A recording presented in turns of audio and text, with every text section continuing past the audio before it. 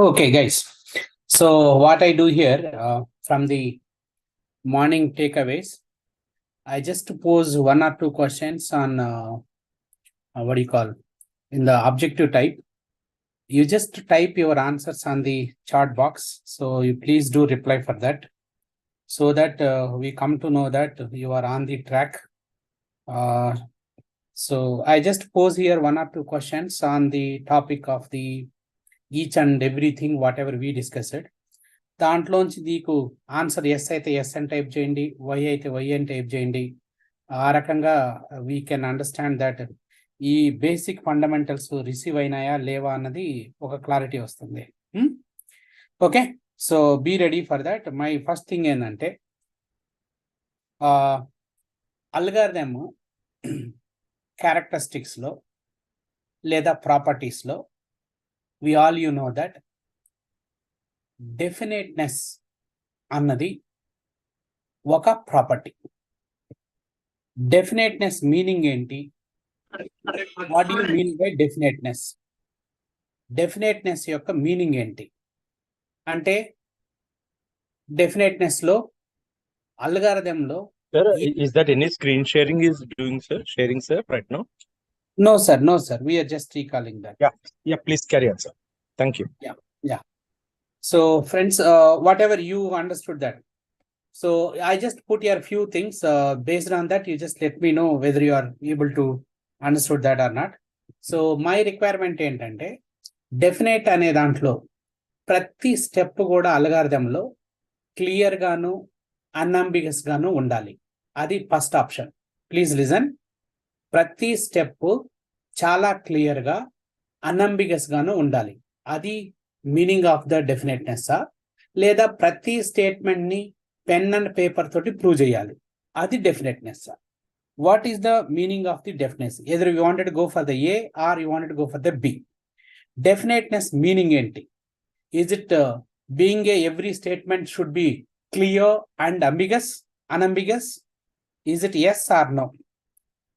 Is it yes or no? Yeah, good. So then it's fine. So what about Saujanya and others 2021? Yeah, please be active so that it would be not feel no boring. So yeah, one option I received here, it should be very clear. Yeah, it should be clear. And others also 521, 5D1, you can also answer for this.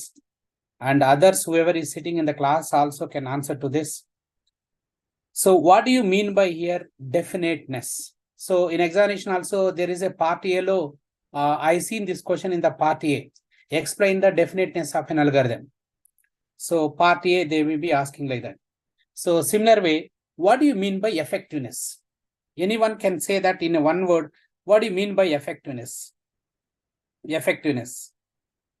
Effectiveness exact meaning enti. Ante prati statement whatever you written here, daniki we have to prove that this is going to be happen because of this statement. Ante prati statement we have to prove it through the pen and paper. That is what exactly the accuracy. Exactly. Fine. So now I'm just coming to the point here. Okay. So what we are all understood morning, after understanding of all of them, how many ways are there for algorithm specifications? What is that? Algorithm specifications. So for algorithm specifications, there are three methods. For algorithm specifications, there are three methods. It can be like a English statement ఉండొచ్చు, లేదా it can be like a flow chart లాగా ఉండొచ్చు, otherwise it can be like a pseudo code, right? So they are the three things related to the algorithm specifications. Okay. So in algorithm specifications, pseudo code, right, flow chart, or else it can be the simple statement. ఇప్పుడు నా question ఏంటంటే దీంట్లో ఈ 3 points లో pseudo code కి and మనకున్నటువంటి flow chart కి ఈ రెండింటి మధ్య గ్యాప్ ఏంటంటే, ఫస్ట్ దానికి వచ్చేటప్పటికి we always represent the things in terms of a graphical representation. అదే సూడో కోడ్కి వచ్చేటప్పటికి ఇది హై లెవెల్ డిస్క్రిప్షన్. ఈ హై లెవెల్ డిస్క్రిప్షన్స్ లో it is not exactly equivalent to the code, but it is very similar to the code. దానికి సంబంధించిన notations అన్ని ఇచ్చాను నేను. So any one of you can say that pseudo code లో, right, pseudo code లో variable declarations ఉంటాయా ఉండవా? My question is very simple. Variable declarations pseudo code లో ఉంటాయా ఉండవా? Yeah, if it is a yes, put the yes. If it is whether pseudo code will have the variable declarations, yes or no. Whether a pseudo code will have the, so you just type your answers. So either yes or no. Whether pseudo code will have a declarations of a variables or declaration of the inputs. Whether it's a yes or no, you just let me know. Whether a pseudo code will have a, yeah, just type your answers. So whether it's a yes or no, whether a pseudo code will have the declarations of the variables or not. Yeah, what do you say here, others? So all of you can join and tell me whether your answer is the yes or no. You just type yes means y, you just type y, and no means you just go through the chat box. Yeah, so Balaji, he mentioned that. Yeah, Pavani mentioned that. Yes. Then anybody? Yes, yeah, yes. So I have received the two things. Yeah. Okay. Yeah. So any other? So whether pseudo code will have the, my question is here, whether pseudo code will have the variable declarations or not. Pseudo code will have the variable declarations or not. So definitely, is it yes or no? Yes or no? Yeah. So answer is here very clear. For pseudo code in declarations, declaration of the variables అనేది mandatory కాదు. It is not the mandatory to declare the variables. Variable declarations అనేది mandatory కానే కాదు. Right? We will be having about same thing. We will be having about only variables directly you can use it. అంతే తప్ప వాటిని exact గా declare చేసిన తర్వాతనే use చేయాలనేది మాత్రం రూల్ కాదు. You can use them directly, but you no need to declare them. ఎందుకంటే వాటిని మనం డైరెక్ట్ గా మనం అర్థం చేసుకోవచ్చు. Okay, now I'm just sharing the screen about the session. These are the things I just recap. All of you please pay the attentions. ఇవి mathematical గా ఉంటాయి. వాటిని అన్నిటినీ try to understand by paying the attention. వాటిలో నువ్వు attention చేయకపోతే దీనిలో అర్థం చేసుకోవడం కూడా కష్టమే ఉంటది. So that's the reason I just urge you everyone, you please to pay the attention.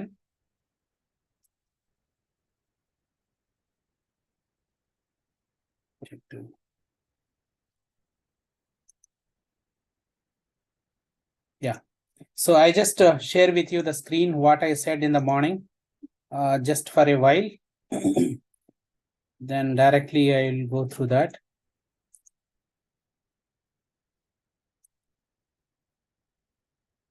Okay.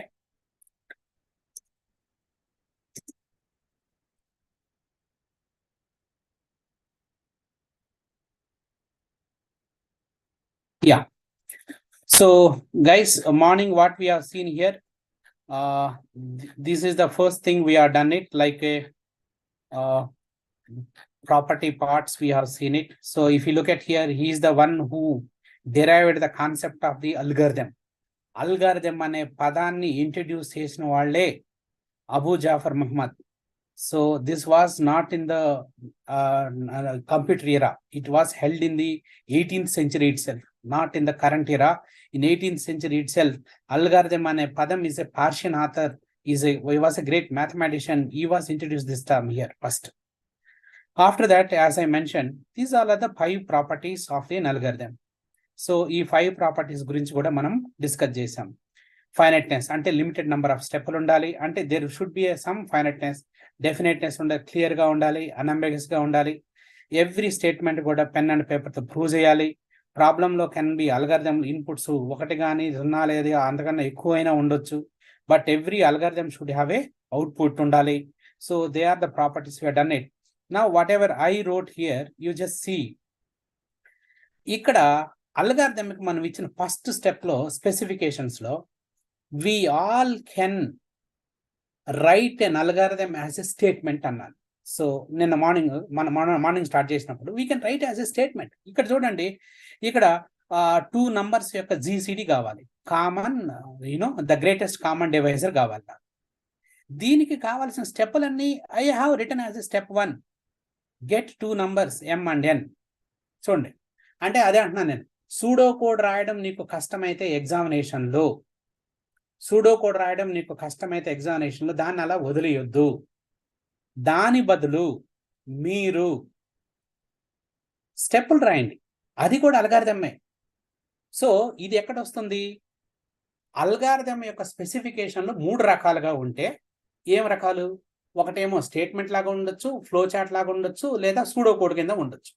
ఇప్పుడు నేను నీకు స్క్రీన్ మీద డిస్ప్లే చేస్తున్నది ఏంటి అంటే, this is the one way of writing of an algorithm. I write all my algorithms in this format only. So get 2 numbers. ఇక్కడ ఏం చేశాను? Divide m by n. If the remainder is the 0, then return the n as the GCD. Else I do here assign my n value to the m, then remainder is assigned to the n, then I go to the step number 2 here. So ఇక్కడ రాసినటువంటి స్టెప్పులు నువ్వు clear గా చూస్తే ఎక్కడా కూడా mathematical equations కానీ code కానీ ఏమి రాయలేదు. ఇక్కడ రాసినటువన్నీ కూడా just like a simple English statements. కాబట్టి అల్గారిథం రాయాలి అంటే దానికి ఏదో మల్టిపుల్ ఈక్వేషన్స్ ఉండాలని మాత్రం అనుకోకండి. ఇది కూడా ఒక low level, I mean it's not the highest level of description, it's a low level description of an algorithm. So this is what we have done it, and we also discussed about the 2 major points. Pseudo code చూసాము, ఇక్కడ ఈ pseudo code description కూడా ఇచ్చాము. This description I already discussed with you. Finally ఈ 2 పాయింట్ల మీద discuss చేస్తున్నాం. ఏంటి అంటే, ఒక అల్గారిథం ఎగ్జిక్యూట్ అవ్వడానికి 2 ముఖ్యమైన రిసోర్సెస్ కావాలి. ఒకటేంటంటే CPU, ఇంకొకటి ఏంటంటే మెమరీ. సో ఒక ఎల్లో బాక్స్ ఏమో CPU అనుకుంటే, or else you say it's memory అనుకుంటే, ఇదేమో రైట్ మెమరీ కింద. కాబట్టి ఒక అల్గారిథం ఎగ్జిక్యూట్ అవ్వడానికి పట్టేటువంటి టైం, సో ఇక్కడ చూస్తే CPU, other one is memory. కాబట్టి CPU యూటిలైజేషన్ ఎంత జరుగుతుంది, మెమరీ యూటిలైజేషన్ ఎంత జరుగుతుంది, ఎప్పుడైతే మనము CPU యూటిలైజేషన్ అంటామో దాన్ని ఏమంటాం, టైం కాంప్లెక్సిటీ కింద కన్సిడర్ చేస్తాం. అంటే what is the time consumption of the CPU. అదేవిధంగా మనము మెమరీ గురించి మాట్లాడితే what is the space consumption by the program. What is the space consumed by the program, what is the time consumed by the program. కాబట్టి ఈ రెండే basic పారామీటర్లు మనకు. కాబట్టి ఎప్పుడైనా సరే ఒక అల్గారిథం యొక్క ఏమంటారు కాంప్లెక్సిటీ అంటే రేట్, ద ఆక్యుపెన్సీ అంటే పర్ఫార్మెన్స్, వీటిని ఏమన్నారంటే performance analysis parameters. The name you should use here, performance analysis parameters. So that is the terminology we have been using over here. So this is what we introduced in the morning. Now I just go through the exact topics what we are all discussing. And I said the morning regarding the what is the most important topic of this entire discussion is nothing but asymptotic notations are here. ఈ asymptotic notations ఏంటి, దీన్ని ఎలా వాడతారు, దేనికోసం ఈ asymptotic notations అవసరం, అవి important. And ఇంకొకటి కూడా ఏం చేసామంటే morning, so they are the 2 points. You just go through the, I think all of you can see the screen right now. Can you see the screen? Yeah, can you see the screen, all of you? Any one of you can reply to me, say yes or no. So this part is very important. All of you, can you reply me here? Anyone, are you able to see the screen? Roll number 18, roll number 34, 94. Yeah, visible? Okay. Okay guys. Now we are discussing about these points. So morning ఏం చేసామంటే pseudo కోడ్కి సంబంధించినటువంటి characteristics చూసాం. అంటే ఒక pseudo code రాసేటప్పుడు ఎలాంటి characteristics follow అవుతాం, వాటి యొక్క రిప్రజెంటేషన్స్ ఏంటో చూసాం. తర్వాత ఏం చేశాను, ఆ సూడో కోడ్ యూజ్ చేసుకొని, అంటే సూడో కోడ్ యొక్క కాన్సెప్ట్ని యూజ్ చేసుకొని ఒక అల్గారిథం రాయడం, ఆ అల్గారిథంలో సూడో కోడ్ ఎలా యూజ్ చేస్తున్నానో, ఎలా అప్లై చేశానో కూడా చూశాను. అంటే మార్నింగ్ జరిగిన డిస్కషన్ అంతా కూడా వెరీ సింపుల్. సూడో కోడ్ అంటే ఏంటి, సూడో కోడ్ యొక్క రిప్రజెంటేషన్స్ ఏంటి, సూడో కోడ్ అనే కాన్సెప్ట్ యూజ్ చేసుకొని అల్గారిథంని ఎలా రాస్తారో చూశాను. అది అయ్యింది. తర్వాత మన డిస్కషన్ అంతా కూడా ఈ పర్ఫార్మెన్స్ అనాలిసిస్ మీదే జరిగింది. ఈ పర్ఫార్మెన్స్ అనాలిసిస్ అంటే ఏంటి, what is the meaning of the performance analysis? నువ్వు రాసినటువంటి అల్గారిథము, రైట్, మనం రాసినటువంటి అల్గారిథము దాని యొక్క పర్ఫార్మెన్స్ ఎలా ఉండబోతుంది, అంటే whether this algorithm is the valid అల్గారిథమా కాదా, లేకపోతే అది ప్రాపర్ అల్గారిథమా కాదా, దాన్ని వ్యాలిడేట్ చేయడం ఎలా, దాన్ని జడ్జి చేయడం ఎలా జడ్జి చేస్తారు.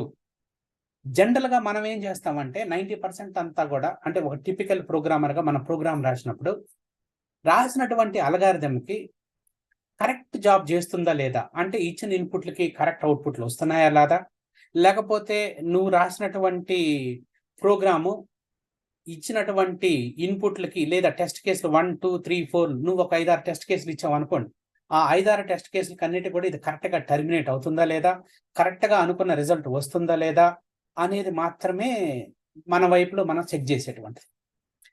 అంతేకాకుండా ఇది ఒక పర్ఫార్మెన్స్ని ఎవాల్యుయేట్ చేయడానికి వాడేటువంటి ఒక కైండ్ ఆఫ్ పారామీటర్ మాత్రమే. యాక్చువల్గా పర్ఫార్మెన్స్ని ఎవాల్యుయేట్ చేయాలి అంటే, ఫర్ ఎగ్జాంపుల్ నువ్వు ఒక అమెజాన్ ఇంటర్వ్యూకి అటెండ్ అయ్యావు, లేకపోతే ఒక ఫ్లిప్కార్ట్ ఇంటర్వ్యూకి వెళ్ళావు. ఈ అక్కడికి వెళ్ళేటప్పటికి ఏం చేస్తారంటే, ఇచ్చిన ఆ ప్రోగ్రామ్కి లేదా ఇచ్చినటువంటి ప్రాబ్లంకి నువ్వు అల్గారిథం రాసిన తర్వాత ప్రతిసారి వాడు అడిగే మాట ఏంటంటే, దీన్ని ఇంకొంచెం ఆప్టిమైజ్ చేస్తావా. అంటే నువ్వు ఎప్పుడైతే ప్రోడక్ట్ కంపెనీస్ మనం ఇంటర్వ్యూ అటెండ్ అవుతామో అక్కడ వాళ్ళు అడిగేటువంటి ప్రతిసారి అడిగే మాట ఏంటంటే, ఇప్పుడు ఈ రాసిన అల్గారిథం ఉంది కదా, దీన్ని కొంచెం ఆప్టిమైజ్ చేస్తావా. అంటే ఏంటి, టైం ఎగ్జిక్యూట్ చేసే టైం కానీ, లేకపోతే దీన్ని కొంచెం ఎఫిషియన్సీని పెంచడం కానీ, ఈ స్టేట్మెంట్ బదులు ఇది వాడడం కానీ, లేకపోతే దీన్ని కొంచెం ఫైన్ ట్యూన్ చేస్తావా అనేటువంటి క్వశ్చన్లు ఈ ప్రోడక్ట్ కంపెనీస్లో రెగ్యులర్గా అడిగేటువంటి క్వశ్చన్. ప్రొడక్ట్ కంపెనీస్ అంటే మనం చెప్పినట్టుగా ఒక right, if you attend for the Google drive కన్నా, లేకపోతే if you attend for the Flipkart, if you attend for the Amazon interview, if you attend for here any of the Microsoft interview, అక్కడ అడిగేటువంటి regular క్వశ్చన్లు ఏంటంటే, నాకు అసలు నువ్వు రాసిన ప్రోగ్రామ్కి అవుట్పుట్ వస్తుందా రాదన్నది నాకు సపరేట్ మ్యాటర్. ఓకే, అది ఇంపార్టెంటే. ఫస్ట్ ఇచ్చిన దాని ప్రకారం ఇది నేను అనుకున్న టాస్క్ ఇది చేయగలగాలి, అది ఫైన్. రాసినటువంటి program it has to do the work what is suppose to do it, అది చేస్తుంది, అది ఫైన్. నాకు జరగాల్సింది ఏంటి అంటే దాంతో పాటు నీ కోడును కూడా ఆప్టిమైజ్ చేయగలగాలి, అది అంటాడు. అందుకోసమే ఒక ప్రోడక్ట్ కంపెనీకి ఇంటర్వ్యూగా నువ్వు అటెండ్ అయితే రైట్, అది ఒక్క రోజులో డ్రైవ్ ముగిసిపోదు. లెవెల్ 1, లెవెల్ 2, లెవెల్ 3, లెవెల్ 4 ఇన్ని లెవెల్కి వెళ్ళిపోతుంది. ఎందుకు అన్ని లెవెల్లోకి వెళ్తుంది అంటే, లెవెల్ 1లో బేసిక్ లెవెల్గా ఓకే ఇన్పుట్లన్నీ అవుట్పుట్లన్నీ రాగలుగుతున్నాయా లేదా, అది లెవెల్ 1 చూసుకుంటే, లెవెల్ 2, లెవెల్ 3కి వచ్చేటప్పటికి ఏం చేస్తాడంటే అసలు ఈ కోడ్లో ఈడేమన్నా ఆప్టిమైజేషన్ చేయగలుగుతారా, అంటే ఈ కోడ్ని మళ్ళీ ఫర్దర్ ఇంప్రూవ్మెంట్ చేయగలుగుతారా, ఆ కోడ్ టెస్టింగ్ అనేది మాత్రం చాలా చాలా ఇంపార్టెంట్. దాంట్లో ముఖ్యమైనటువంటి 2 పారామీటర్స్ ఇక్కడ చెప్పాడు అనమాట. The criteria important for the writing of a software. అక్కడ మాకు ఇంపార్టెంట్ అయినటువంటి కోడ్ ఏంటంటే, నువ్వు రాసినటువంటి కోడ్కి స్పేస్ ఎంత తీసుకుంటావు, టైం ఎంత తీసుకుంటావు, అది డిస్కస్ చేసాం మనం. నాకు నువ్వు రాసిన ప్రోగ్రామ్ కరెక్ట్ అవుట్పుట్ వచ్చిందా లేదా అది సెకండ్ మ్యాటర్. నాకు రావాల్సిన ఫస్ట్ మేజర్ పాయింట్ ఏంటంటే, నువ్వు రాసినటువంటి కోడ్కి స్పేస్ ఎంత కన్జ్యూమ్ చేస్తావు, టైం ఎంత కన్జ్యూమ్ చేస్తావు అనే దాని మీదే నీ యొక్క ఏమంటారు కోడ్ యొక్క ఎఫిషియన్సీ అనేది బయటపడుతుంది. కోడ్ ఎఫిషియన్సీ బయటపడాలంటే what is the space you are taken to store your program, what is the time you are taken to execute your program, అది డిస్కస్ చేస్తున్నాం. ఇక్కడ పర్ఫార్మెన్స్ అనాలిసిస్లో 2 ముఖ్యమైనటువంటి పారామీటర్లు ఉన్నాయి. ఒకటేమో స్పేస్ కాంప్లెక్సిటీ చెప్పాను, ఇంకొకటేమో టైం కాంప్లెక్సిటీ చెప్పాను. స్పేస్ కాంప్లెక్సిటీ అని చెప్పినట్టుగానే, space complexity of an algorithm is the amount of memory needed to run the completion of my program. ఒక ప్రోగ్రామ్ ఎగ్జిక్యూట్ అవ్వడానికి ఎంత మెమరీ పడుతుందో అది కామన్ డెఫినేషన్. అదే మాదిరిగా టైం కాంప్లెక్సిటీ అనేది అంటే ఏంటంటే, the amount of time a computer required. Computer అంటే ఇక్కడ ఏంటి, CPU required. The amount of time a CPU needed to run my compilation, to run my program. అది ఈ 2 పారామీటర్లు మాత్రమే ప్రోడక్ట్ కంపెనీలన్నీ కూడా ఈ 2 పారామీటర్ల మీద రన్ అవుతాయి, అది గుర్తుపెట్టుకోవాల్సింది. ఓకే, మార్నింగ్ ఏం డిస్కస్ చేసామంటే స్పేస్ కాంప్లెక్సిటీని ఎలా క్యాలిక్యులేట్ చేస్తారు, లేకపోతే టైం కాంప్లెక్సిటీని ఎలా క్యాలిక్యులేట్ చేస్తారు. అన్నిటికన్నా స్పేస్ కాంప్లెక్సిటీతో పోలిస్తే మోస్ట్ ఫ్రీక్వెంట్గా టైం కాంప్లెక్సిటీని ఎక్కువగా చూస్తారు. అందుకోసమే స్పేస్ కాంప్లెక్సిటీతో పోలిస్తే టైం కాంప్లెక్సిటీ అనే ఒక పారామీటర్ చాలా పెద్ద పారామీటర్, ఆ పారామీటర్ మీదనే ఎక్కువగా వర్కౌట్ చేస్తూ ఉంటాం. మార్నింగ్ ఏం చెప్పానంటే, ఒక అల్గారిథంకి స్పేస్ కాంప్లెక్సిటీని మెజర్ చేయాలి అంటే స్పేస్ కన్జంప్షన్ ఎంత అనేది మెజర్ చేయాలంటే, దానికి అల్గారిథంలో ఏం చేస్తారంటే 2 ముఖ్యమైన కాంపోనెంట్ కింద ప్రోగ్రామ్ని డివైడ్ చేసుకుంటారు. ఒక కాంపోనెంట్ పేరేమో fixed part of the program కింద చూస్తారు, ఇంకొక కాంపోనెంట్ ఏమో variable part of the program కింద చూస్తారు. అంటే ఈ ప్రోగ్రాంలో ఫిక్స్డ్ పార్ట్ ఏంటి, ఈ ప్రోగ్రాంలో వేరియబుల్ పార్ట్ ఏంటి అంటే ఏంటి, ప్రోగ్రాంలో ఉన్నటువంటి ఇన్స్ట్రక్షన్స్, ప్రోగ్రాంలో నువ్వు యూజ్ చేసినటువంటి కాన్స్టెంట్స్, ప్రోగ్రాంలో నువ్వు యూజ్ చేసినటువంటి fixed size variables, fixed size integers, ఇవన్నీ కూడా ఫిక్స్డ్ సైజ్ ఆఫ్ మెమరీని కన్జంప్షన్ చేస్తాయి. అది ఒక పార్ట్. రెండో పార్ట్ ఏంటంటే, ప్రోగ్రాంలో ఇంకొక మేజర్ అయినటువంటి కాంపోనెంట్ ఏంటంటే, వాటిని ఏమంటే కాంపోనెంట్ వేరియబుల్స్ అని అంటారు. ఇవి ఎట్లా ఉంటాయంటే, ప్రాబ్లంలో ఉన్నటువంటి ప్రోగ్రామ్ ఎగ్జిక్యూట్ అయ్యే కొంది ఈ కాంపోనెంట్ వాల్యూస్ అనేటివి పెరుగుతూ పోవచ్చు, లేకపోతే తరుగుతూ రావచ్చు. అప్పుడు ఏమవుతుంది, ఇప్పుడు అనుకున్నటువంటి ఆ స్పేస్ రిక్వైర్మెంట్ ఆఫ్ స్పేస్ ఒకసారి ఎగ్జిక్యూట్ అయిన తర్వాత ఆ వాల్యూ డబుల్ అయిపోవచ్చు, లేకపోతే స్మాలెస్ట్ వాల్యూ అయిపోవచ్చు. అంటే అప్పుడు ఇనిషియల్గా నువ్వు డిక్లేర్ చేసినటువంటి వాల్యూ ఎంత అయితే ఉందో అంతే అవసరం అని చెప్పడానికి లేదు అక్కడ. ఇది దాంతో పోలిస్తే డబుల్ టైమ్స్ అవ్వచ్చు, లేకపోతే ట్రిపుల్. అలాంటి కాంపోనెంట్లు ఏమవుతుంటే పెరుగుతూ పోతుంటాయి. లేకపోతే ఒక fixed size of loop recursion function ఉంది. ఆ రికర్షన్ ఫంక్షన్లో కోడ్ అనేది ఒక 5-6 స్టేట్మెంట్లు ఉంటే ఆ code it has to be executed for the multiple times. ఆ టైంలో దీన్ని స్టాక్ లేక పుష్ చేయాలి, స్టాక్ నుంచి మళ్ళీ రిట్రీవ్ చేయాలి. అంటే ఆ టైంలో కన్జ్యూమ్ అయ్యేటువంటి స్పేస్ అనేటువంటిది వేరియబుల్ స్పేస్. ఏమవుతుంటుంది, ఒక స్టాక్ లో డేటా అని ఎగ్జిక్యూట్ అయినప్పుడు, ప్రోగ్రామ్ ఎగ్జిక్యూట్ అవుతూ ఉన్నప్పుడు స్పేస్ నీడ్ అనేటువంటిది మల్టిపుల్ టైమ్స్ ఇంక్రీజ్ అవుతుంటుంది. దానిలో ఉన్నటువంటి వేరియబుల్ వాల్యూస్ అనేటివి ఇంక్రీజ్ అవుతూ ఉంటాయి, లేదనుకుంటే డిక్రీజ్ అవుతూ ఉంటాయి. కాబట్టి ఇక్కడ మనం మాట్లాడిన మాట ఏంటంటే స్పేస్ కాంప్లెక్సిటీని మనం ఎవాల్యుయేట్ చేసేటప్పుడు 2 భాగాలుగా చూడాలి. ఫిక్స్డ్ పార్ట్ అనేది చాలా చిన్నది, ఇగ్నోర్ చేస్తారు 90% కేసెస్లో. అరే ఎన్ని వేరియబుల్స్ ఉన్నాయి, అందుకోసం వేరియబుల్ డిక్లరేషన్ కూడా చాలా ఇంపార్టెంట్ కానే కాదు అక్కడ. ఇక్కడ ఏంటంటే సెకండ్ కాంపోనెంట్ వేరియబుల్ పార్ట్ ఏదైతే ఉంటుందో ప్రోగ్రాంలో లేదా అల్గారిథంలో వేరియబుల్ పార్ట్ అయితే ఏదైతే ఉంటుందో, ఎక్కడైతే వాల్యూ అనేది రికరెంట్గా ఎగ్జిక్యూట్ అవుతుంటాయో వాటికి ఎంత స్పేస్ పడుతుంది అన్నది మాత్రమే క్యాలిక్యులేట్ చేస్తారు. సో అందుకోసం స్పేస్ రిక్వైర్మెంట్ ఎప్పుడైనా సరే ఒక అల్గారిథం పీకి స్పేస్ రిక్వైర్మెంట్ని ఎలా రాస్తారంటే ఎస్ఆర్పి అని రాస్తారు. Space required for a problem P అని రాస్తారు. సో ఈ space required for a problem P ఎట్లా ఉంటుందంటే దీనికి ఒక కాన్స్టెంట్ వాల్యూ అంటే ఫిక్స్డ్ వాల్యూ ఎంతో ఈ పార్ట్కి ఒక ఫిక్స్డ్ వాల్యూ కావాల్సి వస్తుంది. తర్వాత ఈ ఉన్నటువంటి పార్ట్ బి ఏమైతే ఉందో దానికి ఒక ఇన్స్టెంట్ క్యారెక్టరిస్టిక్స్ ఉంటాయి, దాన్ని బేస్ చేసుకొని ఈ వాల్యూ వస్తూ ఉంటుంది. కాబట్టి ఎప్పుడైనా సరే అల్గారిథంలో ఒక ఫిక్స్డ్ సైజ్ది, ఈ fixed size always I told you that we ignore that అన్నాం. కాబట్టి ఈ పార్ట్ ఏమో యూ హావ్ టు సే ఒక కాన్స్టెంట్ కింద పెట్టుకుంటాం. ఈ పార్ట్ ఏమో ఎక్కడైతే పోర్షన్ ఆఫ్ ద కోడ్ అనేది రిపీటెడ్గా ఎగ్జిక్యూషన్ అవుతుంది, ఒక పర్ లూప్ ఉంది. పర్ లూప్ లోపల ఉన్న స్టేట్మెంట్లన్నీ మల్టిపుల్ టైమ్స్ ఎగ్జిక్యూట్ అవ్వాల్సిందే కదా. కాబట్టి అది దేని కింద వస్తుంది, అది వేరియబుల్ పార్ట్ కింద వస్తుంది. అక్కడ టైం క్యాలిక్యులేట్, అక్కడ స్పేస్ క్యాలిక్యులేట్ చేయాల్సి వస్తుంది. కాబట్టి ఇదేమో ఇన్స్టెన్స్ క్యారెక్టరిస్టిక్స్ సంబంధించిన కోడ్, ఇదేమో ఫిక్స్డ్ సైజ్ ఆఫ్ కోడ్.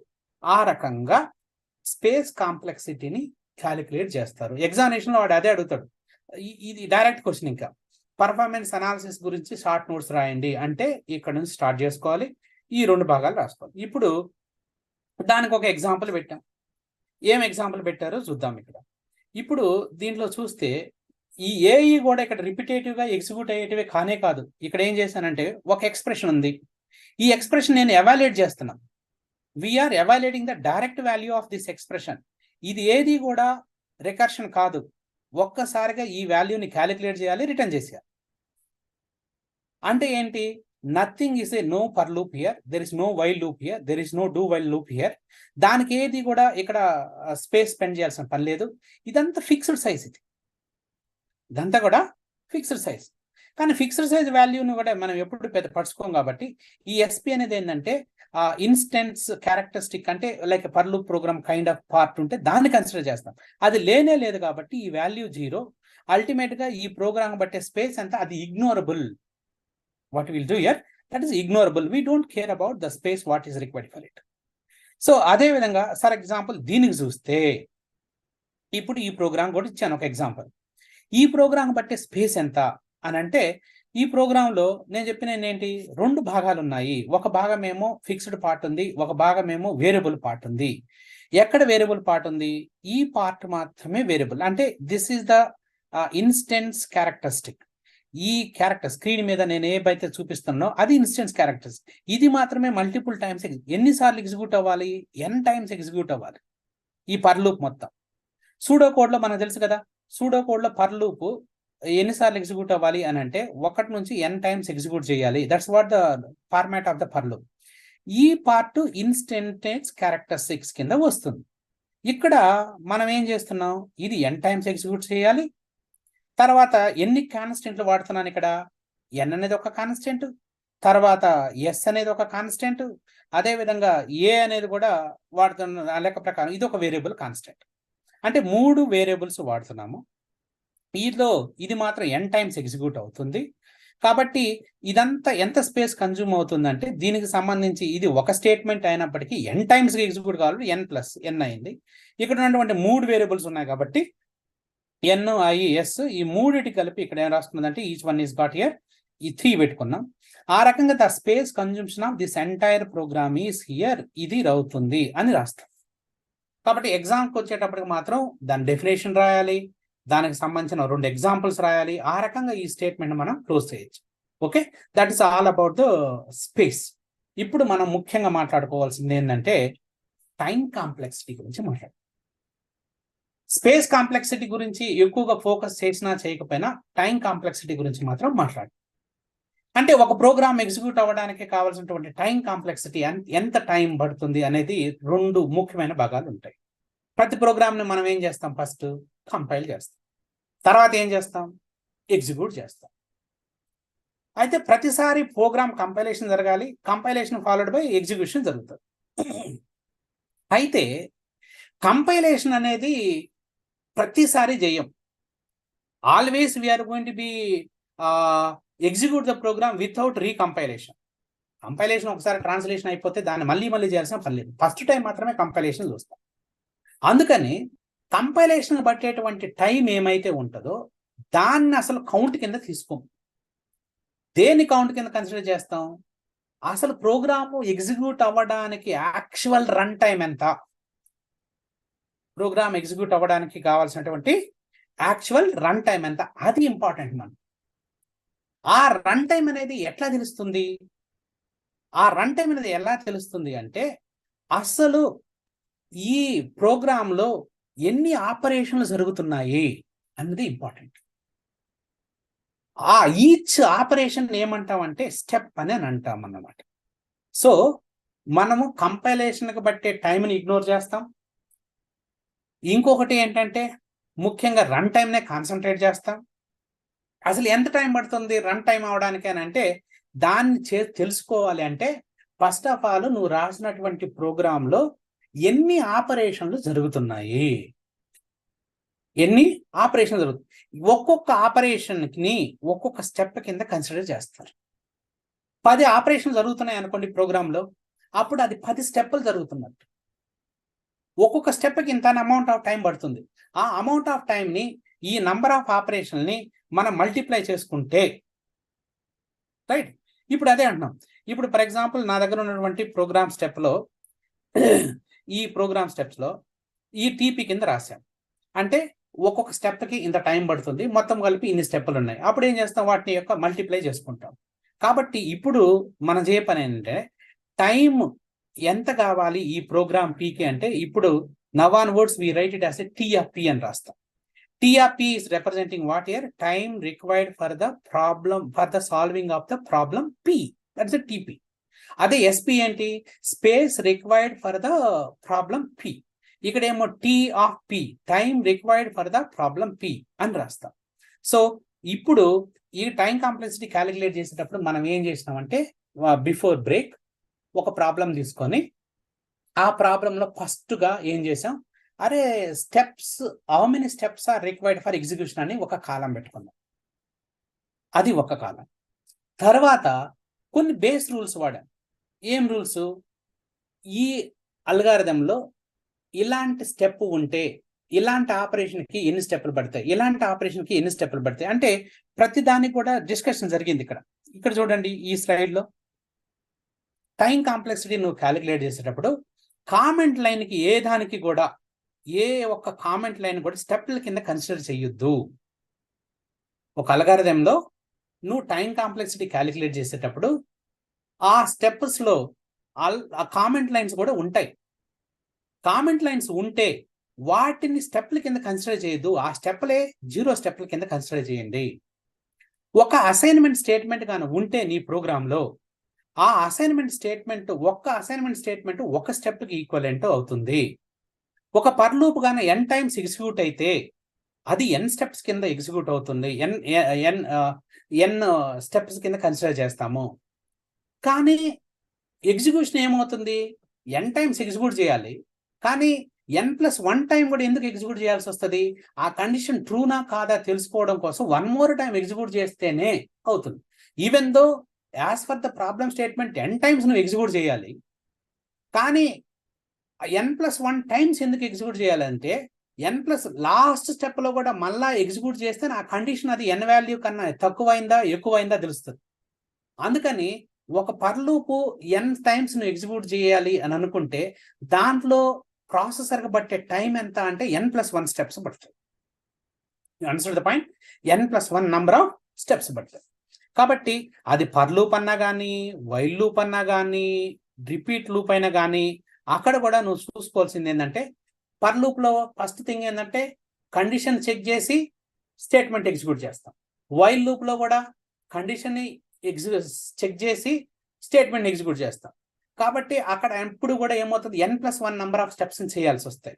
అదే డూ వైల్ స్టేట్మెంట్కి వచ్చేటప్పటికి డూ వైల్ స్టేట్మెంట్ లో ఫస్ట్ స్టేట్మెంట్లన్నీ ఎగ్జిక్యూట్ అయిపోతాయి. డూ వైల్ స్టేట్మెంట్ నే మనము ఏమనుకుంటాం ఇక్కడ, డూ వైల్ స్టేట్మెంట్ నే మనం ఇక్కడ ఏమనుకుంటామంటే we all say that is called repeat until అని అంటాం. రిపీట్ అంటిల్ లో ఫస్ట్ స్టేట్మెంట్లు ఎగ్జిక్యూట్ అవుతాయి, తర్వాత కండిషన్ చెక్ చేస్తాం. ఇది ఆ రకంగా ఎగ్జిక్యూట్ అవుతూ పోతుంటుంది. సో ఇప్పుడు ఈ ఎన్ని స్టెప్పులు అనడానికి ఎలా క్యాలిక్యులేట్ చేస్తాం అనడానికి 2 మెథడ్లు చెప్పాం. ఒకసారి ఏం చేస్తానంటే కౌంట్ అనే ఒక వేరియబుల్ ని ప్రోగ్రామ్ ప్రతి స్టేట్మెంట్ దగ్గర కౌంట్ రాసుకుంటూ పోయి కౌంట్ ని ఇంక్రిమెంట్ చేసుకుంటూ పోతే ప్రతి స్టేట్మెంట్ దగ్గర కౌంట్ వాల్యూని ఇంక్రిమెంట్ చేసుకుంటూ పోతుంటాడు. చేసుకుంటూ వెళ్ళి ప్రోగ్రామ్ అంతా అయిపోయినాక ఆ కౌంట్ వాల్యూని డిస్ప్లే చేస్తారు. ఆ రకంగా నంబర్ ఆఫ్ స్టెప్స్ వస్తాయి.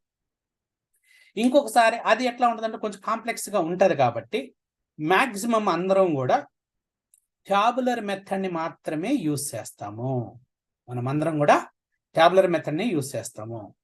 ఇక్కడ మనం చేసేటువంటి ఫస్ట్ థింగ్ ఏంటంటే స్టెప్ ఫర్ ఎగ్జిక్యూషన్, అది ఎంత ఫ్రీక్వెన్సీగా వస్తుందో క్యాలిక్యులేట్ చేస్తావు. సో మార్నింగ్ డిస్కషన్స్ లో ఇదే పాయింట్ డిస్కస్ చేశాం. ఇక్కడ ఈ ప్రోగ్రామ్ చూపించాను. ఏంటది, ఒక అరేలో n ఎలిమెంట్స్ ఉన్నాయి, వాటిని అన్నిటినీ సమ్ చేయాలి.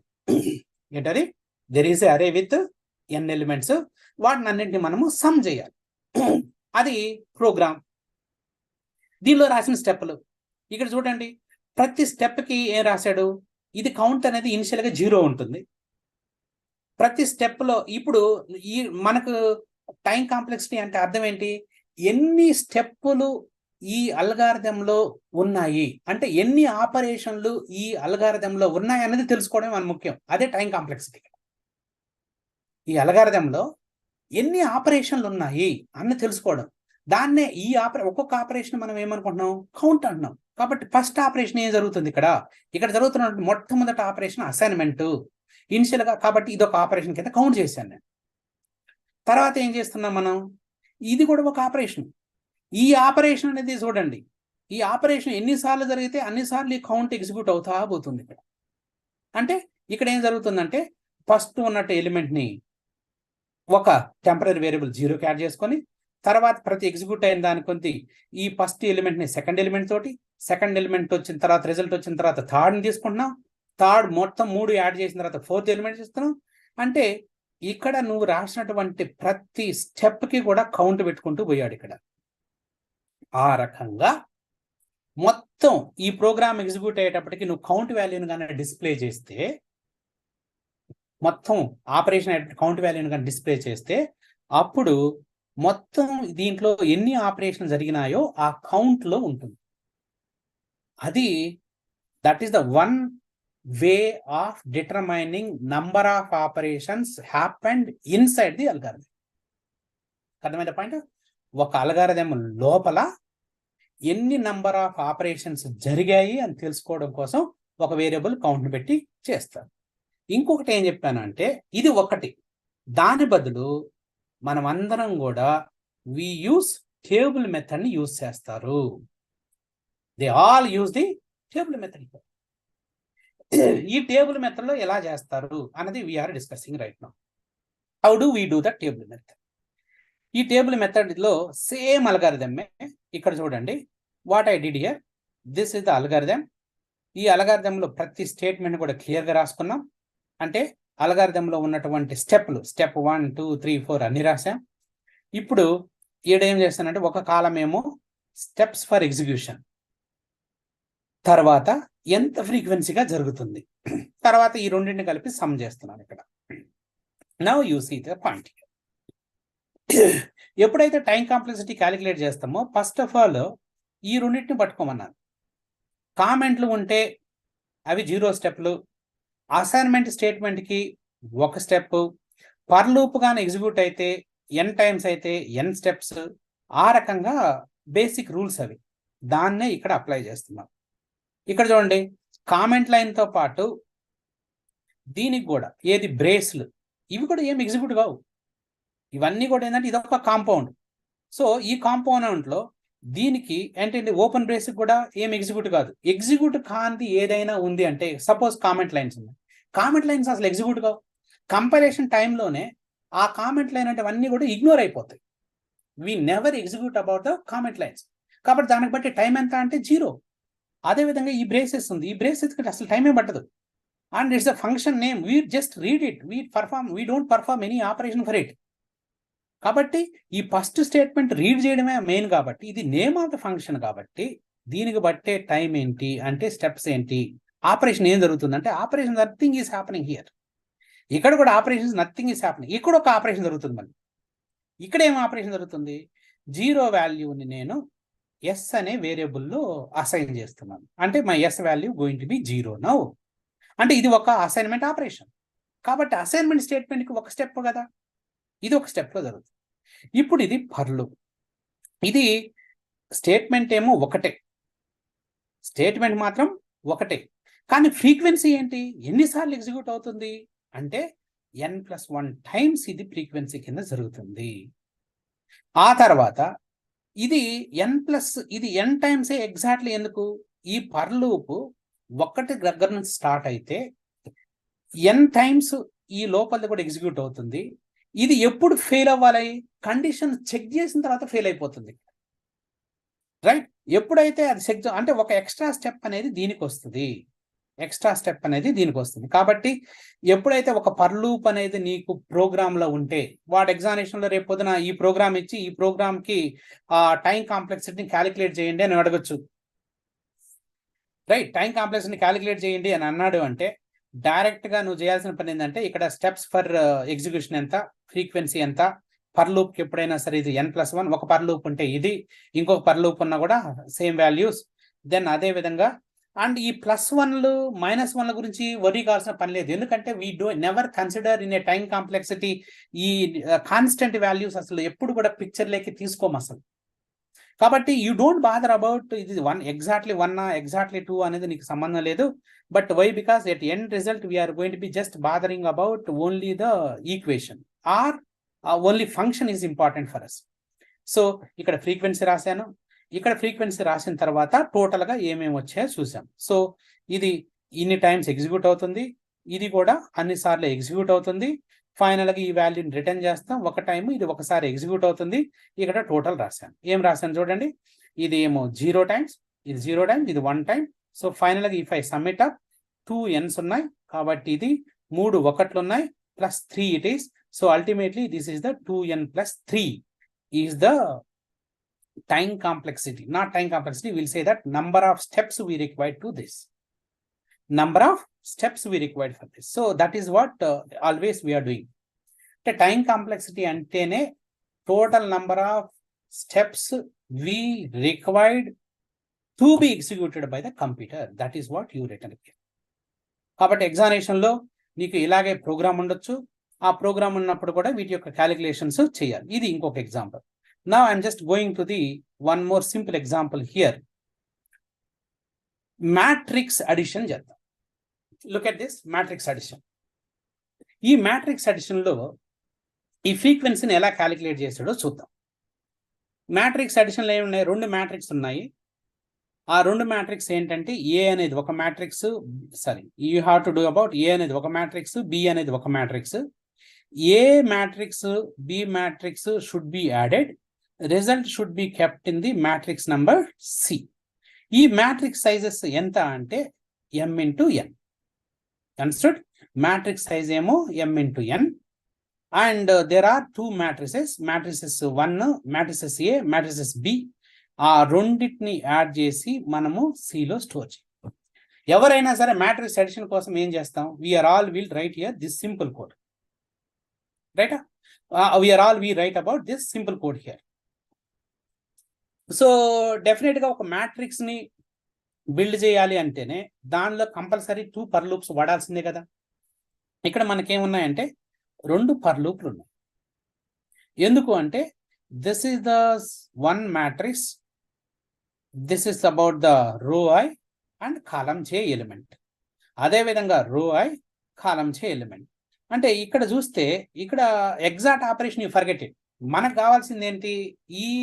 ఈ ప్రోగ్రామ్ కి అసలు ఎన్ని నెంబర్ ఆఫ్ స్టెప్లు నేను అప్లై చేశాను. మన ఆబ్జెక్టివ్ అంతా కూడా ఈ పర్టికులర్ ప్రోగ్రామ్ కి నేను ఎన్ని స్టెప్లు అప్లై చేశాను. సో ఇక్కడ అల్గారిథంలో స్టెప్లు రాసేటప్పుడు చూడండి, ఏం స్టెప్లు అవసరం లేదు, రైట్? ఇది 0, ఇది ఎగ్జిక్యూట్ కాదు, ఇది ఎగ్జిక్యూట్ కాదు. ఇప్పుడు ఈ పర్ లూప్ అనేది ఎగ్జిక్యూట్ అవుతుంది, ఇంకొక పర్ లూప్ కూడా ఎగ్జిక్యూట్ అవుతుంది, తర్వాత ఈ అడిషన్ ఆపరేషన్ లో ఉన్నటువంటి ఇది కూడా ఎగ్జిక్యూట్ అవుతుంది. కాబట్టి ఒకటి, ఈ క్లోజ్ పెరాన్సిస్ అనేది ఎగ్జిక్యూట్ కాదు, అంటే దాన్ని కనిపించుకోవాల్సిన అవసరం లేదు. కాబట్టి ఇక్కడ మనము కాన్సన్ట్రేట్ చేయాల్సింది వచ్చి మేజర్ గా 3 స్టేట్మెంట్ల మీదే ఉంది. ఏంటి ఆ 3 స్టేట్మెంట్లు? పర్ లూప్ 1, పర్ లూప్ 2 అంటే for loop i, for loop j and then addition operation. ఈ 3 స్టేట్మెంట్లని క్యాలిక్యులేట్ చేస్తున్నాం ఇక్కడ. చూడండి ఫ్రీక్వెన్సీ, ఈ for loop as you said, for loop ఎప్పుడు వచ్చినా సరే యూ జస్ట్ మేక్ ఈ వాల్యూ m అయితే రిక్వైర్మెంట్ ఈజ్ m+. తర్వాత ఇది ఇన్నర్ పర్ లూప్ కదా, ఈ ఇన్నర్ పర్ లూప్ కూడా ఈ పర్ లూప్ కి ఎంత? n+1. కాకపోతే ఇదంతా ఎగ్జిక్యూట్ అయిన తర్వాత మళ్ళీ ఇది పైకి పోవాలి కదా. ఇదంతా ఎగ్జిక్యూట్ అయిన తర్వాత మళ్ళా ఈ ఐ వాల్యూని ఇక్కడ ఇంక్రిమెంట్ అవుతుంది కదా, అంటే ఈ m వాల్యూతో కూడా జరగాలి కదా. అంటే ఇది ఎగ్జిక్యూట్ అయ్యేదే n+1 టైమ్స్. ఈ పార్ట్ అంతా కూడా n+1 టైమ్స్ ఎగ్జిక్యూట్ అవుతుంది. దాంతో పాటు ఎవ్రీ టైం ఈ వాల్యూ ఇంక్రిమెంట్ అవుతూ పోతుంది కాబట్టి అది కూడా m టైమ్స్ ఎగ్జిక్యూట్ అవుతుంది. అల్టిమేట్ గా ఎప్పుడైతే 2 పర్ లూప్స్ ఉంటాయో అంటే ఈ వాల్యూ ఇది m, ఇది n అయితే ఈ ఇన్నర్ పర్ లూప్ ఏమో n+1 ఇంటూ m, దీన్ని కంపల్సరీ మల్టిప్లై చేయాల్సిందే. మల్టిప్లై చేసుకుంటే అప్పుడు దాని యొక్క ఫ్రీక్వెన్సీ వస్తుంది. ఇప్పుడు ఇదేంటి? దీని ప్రకారం ఈ జే వాల్యూ, ఐ వాల్యూ ఒక వాల్యూని తీసుకొని జే వాల్యూ ఒకటే ఫిక్స్ చేసుకుంటే ఇది n టైమ్స్ జరుగుతుంది. అదే విధంగా ఈ జే వాల్యూని కూడా ఐ వాల్యూని కూడా ఒక్కోసారి ఇంక్రిమెంట్ చేసుకుంటూ పోతే ఇక్కడ m టైమ్స్ జరుగుతుంది. ఫైనల్ గా this is equivalent of m into n కింద జరుగుతుంది. అంటే friends the point is here, నువ్వు 2 పర్ లూపులు ఉంటే దానికి బట్టే టైం కాంప్లెక్సిటీ మాత్రం ఇది వేసుకోవాలి. ఒక పర్ లూప్ అయితే m+1, 2 పర్ లూపులు అయితే మాత్రం ఈ వాల్యూకి ఇప్పుడు n+1, దాని బిఫోర్ ఏమైతుందో దాంతో మల్టిప్లై చేయాలి. లోపల ఇది కూడా ఈ పర్ లూప్ అనేది ఎన్నిసార్లు ఎగ్జిక్యూట్ అవుతుందో మల్టిపుల్ టైమ్స్ ఎగ్జిక్యూట్ అవుతుంది కాబట్టి ఇది దీన్ని ఇంటూ దీన్ని మల్టిప్లై చేశారు. కాబట్టి ఇది ఫ్రీక్వెన్సీ. ఈ ఫ్రీక్వెన్సీనే ఇక్కడ మనం సమ్ చేస్తున్నాం. ఇప్పుడు దీన్ని అంతా సమ్ చేయండి, ఏమని అర్థమవుతుంది? ఇక్కడ మనకి ఇక్కడ దీన్ని సమ్ చేస్తే ఏమని తెలుసుకోవచ్చు అంటే దేర్ ఆర్ 2 థింగ్స్ హియర్. ఇది m ఇంటూ n చేయండి, ఇది m చేయండి. m ఇంటూ n, ఇది m. అగైన్ ఇదేమో mn, అంటే mn, ఇదేమో 1, ఇదేమో mn, అంటే 2m ఇంటూ nలు ఉన్నాయి.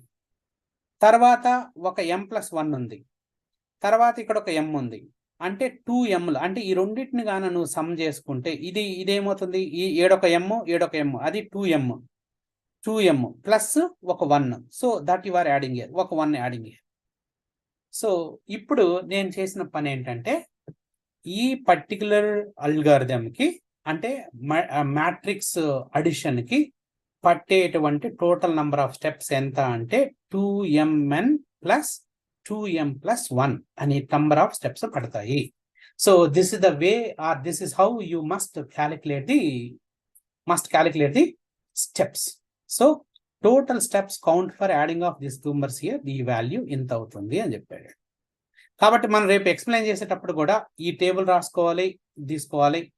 కాకపోతే ఏంటంటే ఇక్కడ 2 సింపుల్ స్టెప్స్ నేను చెప్తున్నాను. ఒక పర్ లూప్ కి అయితే always is going to B n+m, ఇంకొక పర్ లూప్ అయితే కూడా n+m. 2 పర్ లూపుల కాంబినేషన్ లో ఉంటే మాత్రం ఇదే ఫార్ములా వాడుకోవాలి ఎప్పుడైనా సరే. తర్వాత ది లోపల స్టేట్మెంట్కి ఎప్పుడైనా సరే m ఇంటూ n, అంటే ఇవన్నీ కూడా బేసిక్ రూల్స్ కింద కానీ మనం గుర్తుపెట్టుకుంటే మిగిలిన వాటికి అన్నిటి కూడా ఈజీగా చేయగలుగుతాం.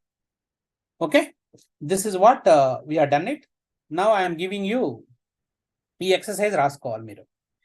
ఫిబొనాకీ సిరీస్కి అయితే ఎన్ని స్టెప్లు పడతాయి, ఇవన్నీ కూడా I'm just giving you as a homework. Fibonacci సిరీస్కి వాడు ఏం రాయిస్తాడంటే write and algorithm for the Fibonacci series. ఎగ్జామ్లో డైరెక్ట్ క్వశ్చన్ ఇలా ఉంటుంది boss. Write and algorithm for the Fibonacci series, find the time complexity for it. అంటే first unit నుంచి నీకు వచ్చేటువంటి క్వశ్చన్లో ఇట్లాగే ఉంటుంది, డైరెక్ట్గానే ఉంటుంది. ఇప్పుడు నేను నీకు చూపించింది ఏంటంటే 2 ఫిబొనాకీ సిరీస్ యొక్క అల్గారిథం రాయాల్సిందే, తర్వాత దానికి పట్టేటువంటి స్టెప్లే రాయాలి. అంటే ఇవి రాసుకోవాలి. ఓకే, నాకు టైం కాంప్లెక్సిటీ ఇంపార్టెంట్ తప్ప స్పేస్ కాంప్లెక్సిటీ అనేది ఇంపార్టెంట్ కాదు. టైం కాంప్లెక్సిటీ గురించే రాయండి. అదేవిధంగా matrix multiplication. So but even though you are not getting all of them here, ఈ రెండింటికి మాత్రం exam point of view try చేయండి. ఫిబొనాకీ సిరీస్ తెలుసు మీ అందరికీ, ఫిబొనాకీ సిరీస్ ట్రై చేయండి, మ్యాట్రిక్స్ మల్టిప్లికేషన్స్ కూడా ట్రై చేయండి. So that you will get the things here. Okay, so now we are entering into the most important discussion of the afternoon session, that is about time complexity summary. Tarvata we are going to discuss about asymptotic notations. So మన దగ్గర ఈ రోజు చూడాల్సినవి రెండే topic. ఒకటి summary of time complexity, ఇంకొకటేమో asymptotic notations. ఇవి రెండు చూస్తే మనకు ఈ టాపిక్ ని we can close this today. Okay guys, so now I just ask you one question to all of you. Can any one of you say that 3 for loops ఉన్నాయనుకోండి, right? 3 for loops అంటే 1 కాదు 2 కాదు 3. 3 for లూప్స్ వరుసగా. First for loop ఉంది. Okay, first for loop ఏమో m, second for loop ఏమో n, third for loop ఏమో l.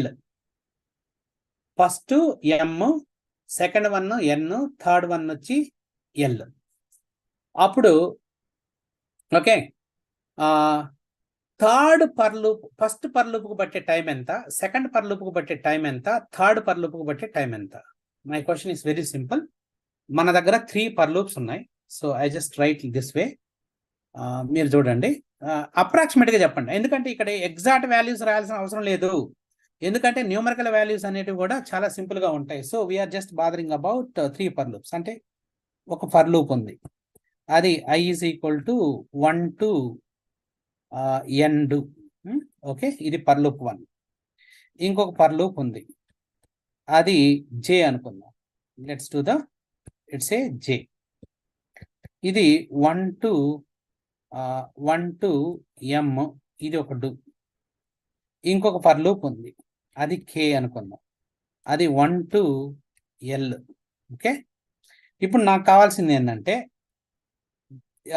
ఒకటి ఎగ్జిక్యూట్ అయ్యే పట్టే టైము, ఓకే, రెండోది ఎగ్జిక్యూట్ అయ్యే టైము, మూడోది ఎగ్జిక్యూట్ అయ్యే time.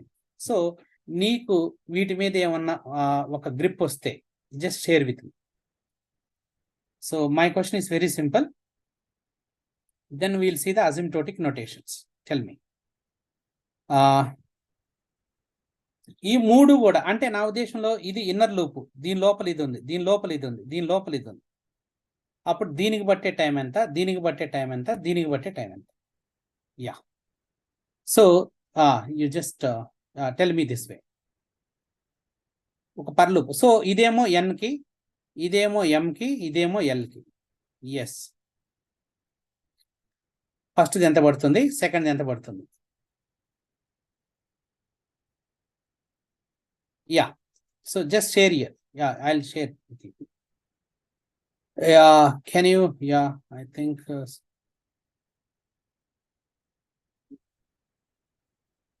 Yeah, can you guess?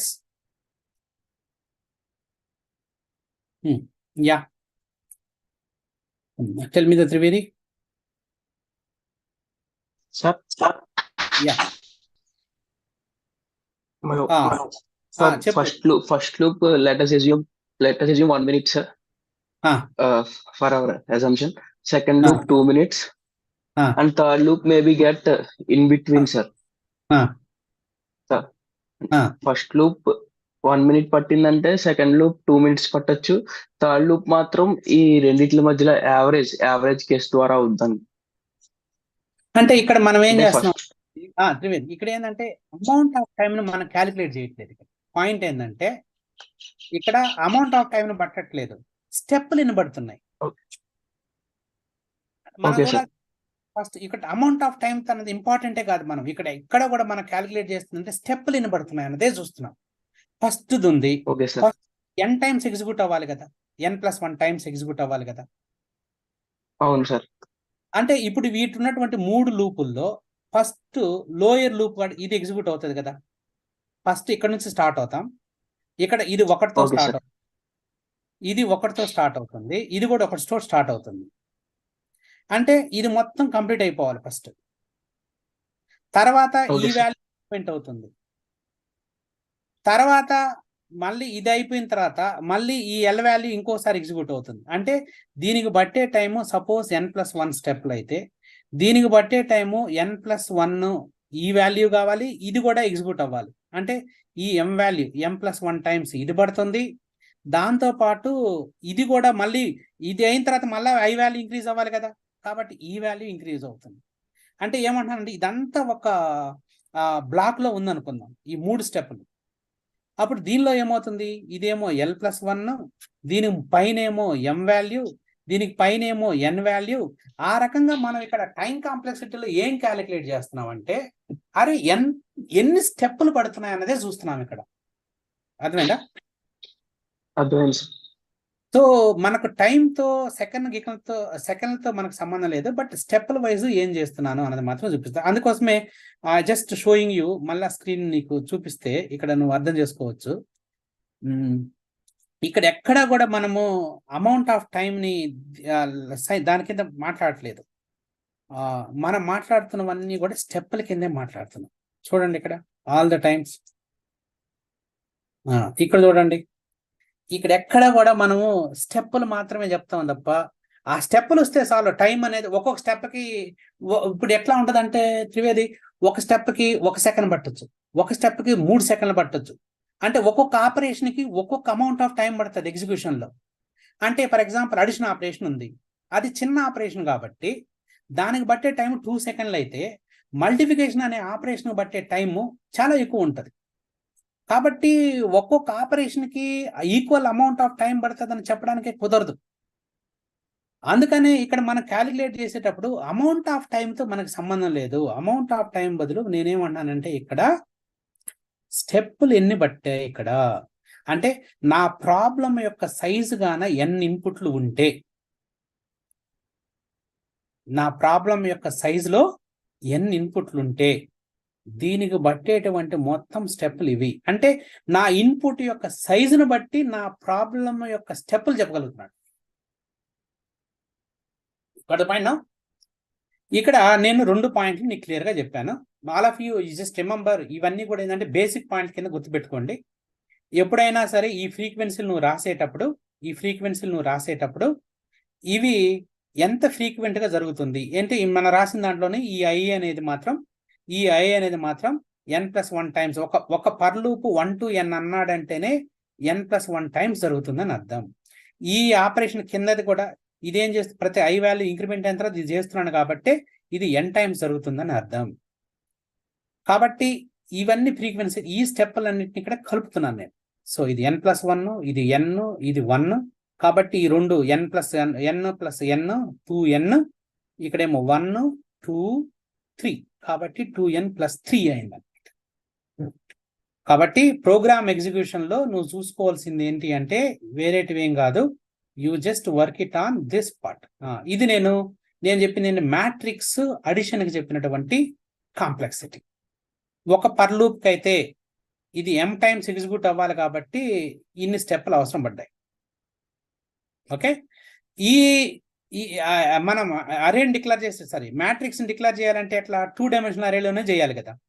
2 dimensional అరేలోనే చేస్తాం కాబట్టి ఒక్కొక్క ఎలిమెంట్ అంటే ఎట్లా ఉంటుంది, ఒక రో ఒక కాలం, ఇది ఏ అనేది ఒక మ్యాట్రిక్స్, బి అనేది ఒక మ్యాట్రిక్స్. ఈ రెండు మ్యాట్రిక్స్ నేనేం చేస్తున్నాను, యాడ్ చేసుకొని సిలో స్టోర్ చేసుకుంటాను. కాబట్టి ఇది జరిగింది. ఇక్కడ పర్ లూప్కు పట్టిన టైము n+1, ఇక్కడ జే లూప్కు పట్టిన టైము ఇది ఎగ్జిక్యూట్ అవ్వడానికి బట్టేదే n+1. దీని తర్వాత మళ్ళా ఇది ఈ వాల్యూ i నుంచి 1 నుంచి 2కు పోతే మళ్ళీ ఇదంతా మళ్ళీ m టైమ్స్ ఎగ్జిక్యూట్ అవ్వాలి. కాబట్టి ఇది m టైమ్స్ మల్టిపుల్ అవుతుంది. ఈ ఆపరేషన్ అంతా కూడా m × n టైమ్స్ జరుగుతుంది. అల్టిమేట్ గా ఇవి ఎగ్జాక్ట్ గా దీనిలో జరిగేటువంటి ఆపరేషన్. వీటినన్నిటినీ మనం ఇప్పుడు ఏం చేస్తున్నామంటే సమ్ చేస్తే ఈ వాల్యూ వస్తుంది. This is what the total time complexity for this algorithm.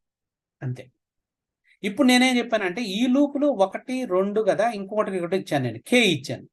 k ఇచ్చిన తర్వాత ఈ వాల్యూ ఇక్కడ కూడా 1 అవుతుంది. ఈ వాల్యూ ఏమో m+n, ఇక్కడ ఈ వాల్యూ m అన్నాను, ఈ వాల్యూ 1 అన్నాను, n అన్నాను. దీని తర్వాత వచ్చే వాల్యూ k అన్నాను కదా. అప్పుడు ఇదేమవుతుంది, k+1, దీనికి ముందు m, దీనికి ముందు n, ఈ మొత్తం కలుపుకుంటే వచ్చే వాల్యూ ఇది. వీటన్నిటిని కానీ నువ్వు సమ్ చేస్తే ఇక్కడ వాల్యూ వస్తుంది అని చెప్తున్నావు. Okay, you got the point. Now most important thing ఏంటంటే ఈ ఎంటైర్ డిస్కషన్ లేకి వెళ్ళి అసిమ్టోటిక్ నొటేషన్స్ మాత్రమే చదవాలి మనం. ఎగ్జామ్ కోసం కావాల్సింది అంటే asymptotic notations. All of you please get clarify.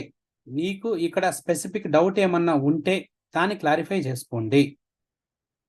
ఎందుకు అంటే ఇవి బట్టి పట్టుకుంటే వచ్చేటి కాదు, ఒక లాజికల్ గా చదువుకుంటేనే మనకేమైనా ఉపయోగపడుతుంది. లేకపోతే బ్యాక్లాగ్ లో పడితే ఇదే బ్యాక్లాగ్ ఉంటుంది ఫరెవర్. అందుకోసం స్కోర్ చేసుకోవాలన్నా కూడా మంచి సబ్జెక్ట్ మనది. అది okay guys, now I just giving you the summary part of it.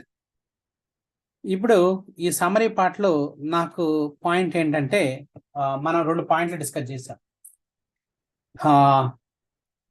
ఒక అల్గారిథంకి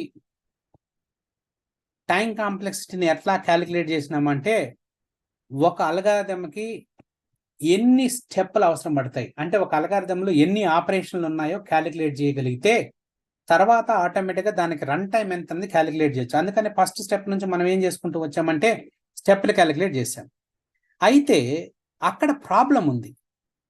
ఏం ప్రాబ్లం ఉంది? What is the problem we have been facing over there? We are facing about the 2 things here. అన్ని ప్రాబ్లమ్స్కి right, అన్ని ప్రాబ్లమ్స్కి ఒకే amount of time, fixed amount of time అనేది చెప్పడానికి కుదరదు. కొన్ని ప్రాబ్లమ్స్కి తక్కువ టైం పట్టచ్చు. అంటే దాని యొక్క ఇన్పుట్ను బట్టి ప్రాబ్లం యొక్క కాంప్లెక్సిటీ అనేటువంటిది పెరుగుతూ పోతుంటుంది. అంతే తప్ప అన్ని ప్రాబ్లమ్స్కి ఒకే అమౌంట్ ఆఫ్ టైం పడుతుందని చెప్పడానికి కుదరదు. For example addition of 2 numbers ఉంది. ఓకే, అడిషన్ ఆఫ్ 2 నంబర్స్ ఉంది. ఈ అడిషన్ ఆఫ్ 2 నంబర్స్కి ఎప్పుడైనా సరే ఒకే అమౌంట్ ఆఫ్ టైం పడుతుంది. అడిషన్ ఆఫ్ 2 నంబర్స్ ఉంటే ఎప్పుడైనా సరే దానికి బట్టే time okay amount of time.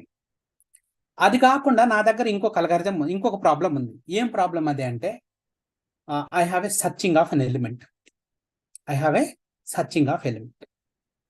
ఒక అరే ఉంది, అరేలో నుంచి ఒక ఎలిమెంట్ నేను ఫైండ్ అవుట్ చేయాలి. అది అరేలో ఉంటే రిట్రీవ్ చేయాలి. ఈ సర్చింగ్ ఆఫ్ ఎలిమెంట్కి బట్టి టైం ఎంత అని అంటే, అరే నువ్వు ఫస్ట్ ఒక అరేలో first element, second element, third element, fourth element ఉన్నాయనుకున్నాం.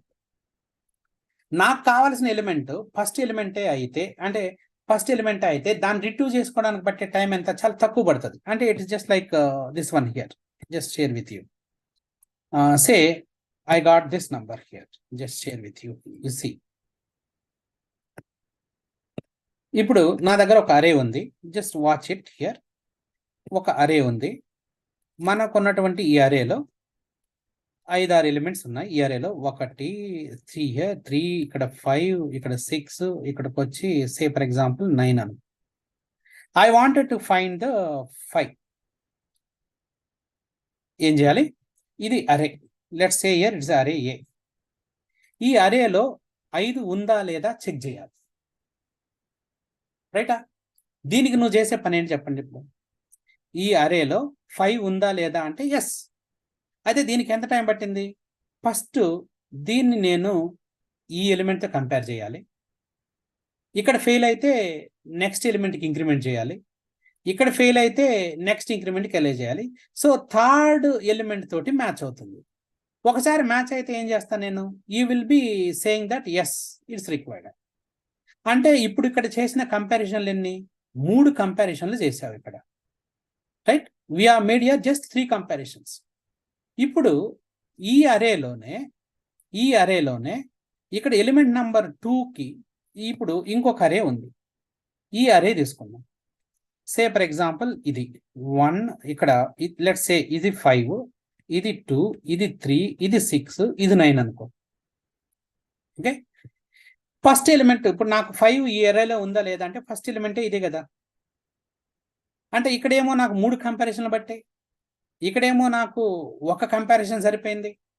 అంటే దీనికి అట్టని చెప్పి మనము సర్చింగ్ ఆఫ్ ఎలిమెంట్ కోసం ఒక్కొక్క కంపారిజన్ ఒక్కొక్క ఆపరేషన్ కింద పట్టుకుందాం, రైటా? ఒక్కొక్క కంపారిజన్ని ఒక్కొక్క ఆపరేషన్ కింద పడితే ఇది ఉంది అని తెలుసుకోవడానికి నేను 3 సార్లు కంపేర్ చేయాలి. ఓకేనా? కాబట్టి దీనికి బట్టే స్టెప్లు ఎన్ని, 3 స్టెప్లు. అదే ఇక్కడ ఈ అరే ఇట్లాగానే ఉంటే దీనికి బట్టే స్టెప్ ఎంత, 1 స్టెప్.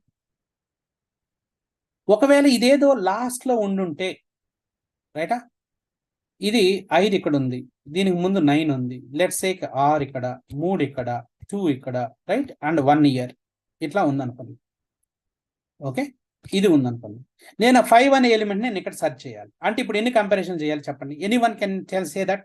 ఇప్పుడు let's take here, I just make I have a element of 5. ఇప్పుడు నేను 5th ఎలిమెంట్ ఉంది, ఈ అరేలో 5 ఇక్కడ ఉంది. Okay, element 5. Can you say here how many number of comparisons I have to make here? Any one of you can you guess? దీనిలో నువ్వు ఎన్ని number of comparison చేయాలి? నేను ఇంతకుముందు చెప్పాను కదా, దీనిలో ఈ ఎలిమెంట్ ఉందని తెలుసుకోవాలంటే 3 కంపారిజన్ చేయాలి. ఈ ఎలిమెంట్ ఉందని తెలుసుకోవాలంటే నువ్వు ఎన్ని కంపారిజన్ చేయాలి చెప్పండి? Any one of you can guess here how many number of comparisons I have to make here? దీనిలో ఎన్ని కంపారిజన్ చేయాలి చెప్పండి, మీరు గెస్ చేయండి. 5 comparisons. Very good Mohan, 5 comparisons. అదే ఈ ప్రాబ్లంలో అంటే ఈ ఎగ్జాంపుల్లో ఒక కంపారిజన్, ఈ ఎగ్జాంపుల్లో 3 కంపారిజన్లు, దీనిలో ఏమో 3 కంపారిజన్లు, దీనిలో ఏమో 1 కంపారిజన్, దీనిలో ఏమో 5 కంపారిజన్లు. అంటే ఇప్పుడు searching of an element problem పేరేంటి? Searching an element from the array అనే ప్రాబ్లంకి ఎంత టైం పడుతుంది అంటే కరెక్ట్గా 1 అనో 2 అనో 3 అనో చెప్పడానికి కుదరదు. ఏమంటారు? You got the point now? Searching of an element, ఒక అరేలో ఒక ఎలిమెంట్ ని సెర్చ్ చేయాలంటే ఎన్ని స్టెప్లు కావాలి అంటే కరెక్ట్గా నువ్వు చెప్పలేవు. 3 స్టెప్లు కావాలి అని చెప్పలేవు, లేకపోతే 2 స్టెప్లు కావాలని చెప్పలేవు, 1 స్టెప్ కావాలని చెప్పలేవు. అది ఎక్కడ అవ్వచ్చు? 1 స్టెప్ అన్నా పట్టొచ్చు, 3 స్టెప్లు అన్నా పట్టొచ్చు, లేదనుకుంటే 5 స్టెప్లు అన్నా పట్టొచ్చు. అది కదా చెప్పగలుగుతాం. మీరు agree or not, all of you? ఇప్పుడు are you agree of this one or not? Any one of you?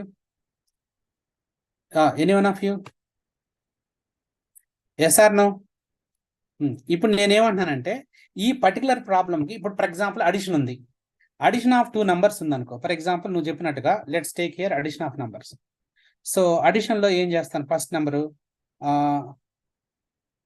Read AB రాస్తాను, రైటా? తర్వాత ఏం చేస్తాను? ఏ ప్లస్ బి, రైట్, సిలో రాస్తాను. తర్వాత ఏం చేస్తాను? రైట్ సి రాశాను. ఇప్పుడు ఈ ఏ వాల్యూ బి వాల్యూ ఏదన్నా కానీ దీనికి అన్నిటి కలిపి ఎన్ని స్టెప్లు కావాలంటే, అరే ఈ అడిషన్ ఆఫ్ 2 నంబర్స్ని యాడ్ చేయడం కోసం ఎన్ని స్టెప్లు కావాలంటే 3 స్టెప్లు. ఏ వాల్యూ 5 కానీ 6 కానీ, ఏ బి వాల్యూ 10 కానీ 10 కానీ, డజంట్ మ్యాటర్ ఫర్ మీ. అంటే ఈ వాల్యూ ఏదన్నా కానీ నాకు సంబంధం లేదు. మొత్తం అల్గారిథమిక్ బట్టే టైం ఎంత అంటే ఎగ్జాక్ట్గా 3 స్టెప్లే అంతే. అయితే ఈ ప్రీవియస్ ప్రాబ్లంకి ఏమైంది చెప్పండి? ఈ ప్రీవియస్ ప్రాబ్లంకి ఏమైంది? నువ్వు ఇది కరెక్ట్గా 3 స్టెప్లు అని చెప్పడానికి లేదు. ఒకసారి ఏమవుతుంది? 3 స్టెప్లకు వస్తుంది, ఒకసారి ఏమో 1 స్టెప్కి వస్తుంది, ఒకసారి ఏమో. అంటే కొన్ని ప్రాబ్లమ్స్కి ఫిక్స్డ్ నంబర్ ఆఫ్ స్టెప్స్ అనేటివి ఉండవు. Agree or not? కొన్ని ప్రాబ్లమ్స్ కి నంబర్ ఆఫ్ ఆపరేషన్లు అనేటివి ఫిక్స్డ్ కాదు. అడిషన్ లాగా, లేకపోతే ఇంతకు ముందు చూపించినటువంటి అన్ని ఆపరేషన్స్ లో ఫిక్స్డ్ నంబర్ ఆఫ్ స్టెప్లు వచ్చాయి. ఈ ప్రాబ్లంలో ఫిక్స్డ్ నంబర్ ఆఫ్ స్టెప్లు రావు కదా. Agree or not? చెప్పండి, అగ్రీ ఆర్ నాట్? ఫిక్స్డ్ కాదు. ఏముంది ఇక్కడ? మినిమం ఉంది. యా ఇక్కడ what you will understand here, you will not get the fixed value for this. ఇక్కడ ఫిక్స్డ్ బదులు ఏమొస్తుందంటే మినిమం ఉంటుంది లేదా మాక్సిమం ఉంది. ఇక్కడ చూడండి, మినిమం ఒక స్టెప్, ఇక్కడ మాక్సిమం అంటే 5 స్టెప్లు. ఎందుకు? అరే సైజు n అయితే మాక్సిమం 5, అదే ఫస్ట్ది అయితే మాత్రం 1, లేదనుకుంటే మధ్యలోదంటే యావరేజ్. కాబట్టి time complexity for any particular operation or any particular algorithm is not fixed all the times. కొన్నిసార్లు కొన్ని అల్గోరిథంలకి ఎక్కువ టైం పడుతుంది, కొన్నిసార్లు కొన్ని అల్గోరిథంలకి తక్కువ టైం పడుతుంది. అంటే ఒక అల్గోరిథం ఒక ఇన్పుట్ను బట్టి కూడా మారిపోతూ ఉంటుంది. ఒకే అల్గోరిథం దానికి కావాల్సినటువంటి ఇన్పుట్ ఫస్ట్ కంపారిజన్లో ఉంటే ఒక టైం పడుతుంది, దానికి కావాల్సినటువంటి డేటా అనేది లాస్ట్ దగ్గర ఉంటే అది ఒక టైం పడుతుంది. అంటే అల్గోరిథం ఒకటే, కాకపోతే ఇన్పుట్ వాల్యూస్ అనేటివి దానికి ఎంత టైం పడుతుందో డిసైడ్ చేస్తున్నాయి ఇక్కడ.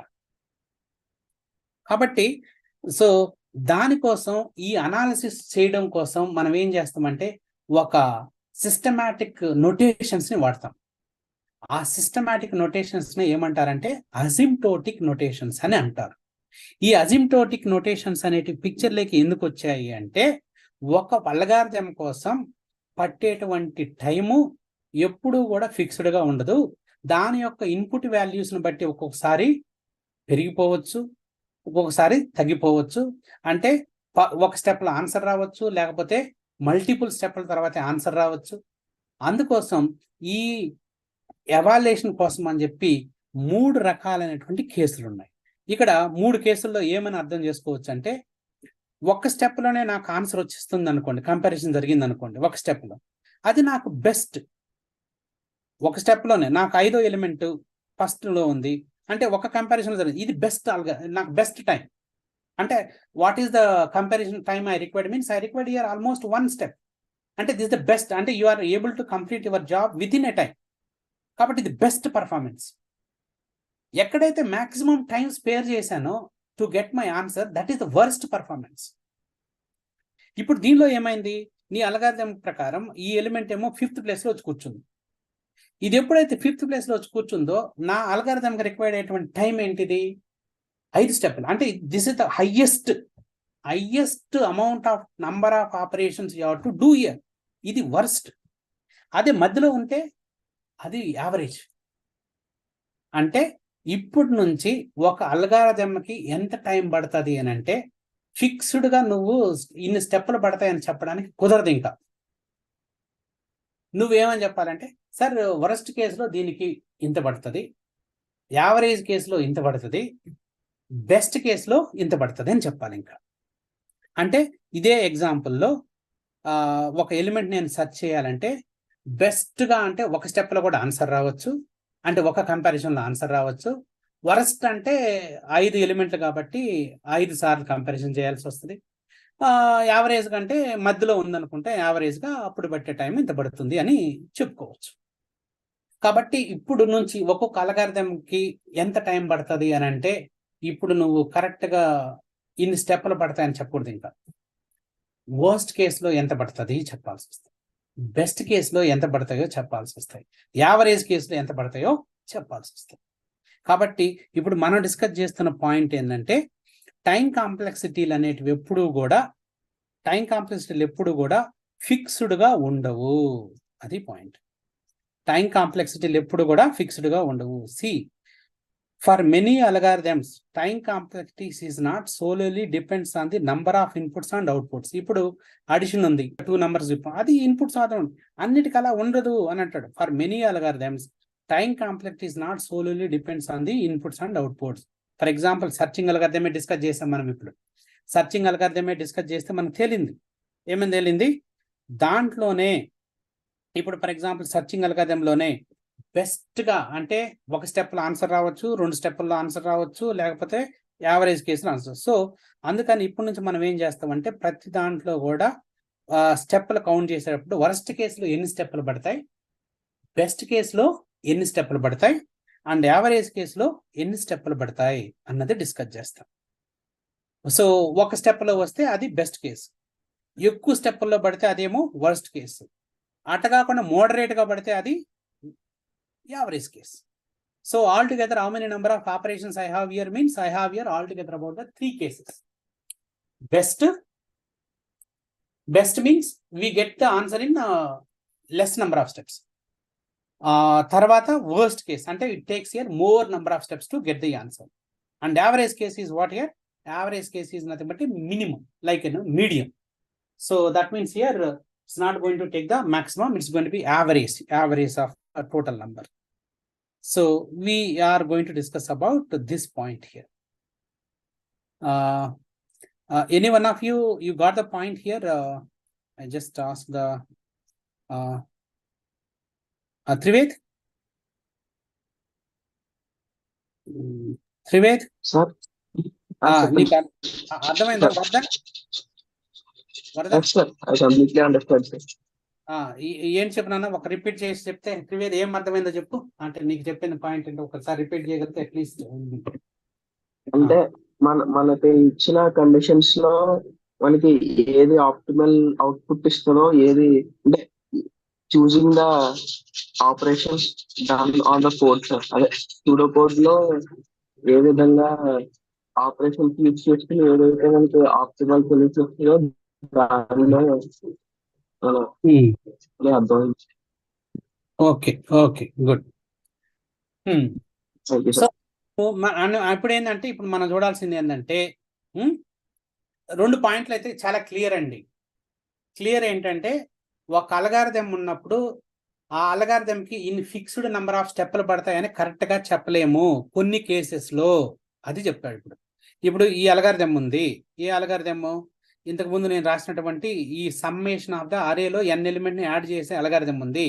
దీనికి బట్టే స్టెప్లు ఎన్ని అంటే నువ్వేం చెప్పగలుగుతావు అంటే yes I can say that 2n+3 number of స్టెప్లు కావాలని కరెక్ట్ గా చెప్పచ్చు ఈ అల్గారిథంకి మాత్రం. సర్చింగ్ అనే అల్గారిథం రాస్తే దానికి నువ్వు ఇలాగ నంబర్ రాయలేవు అని అంటాడు అనమాట.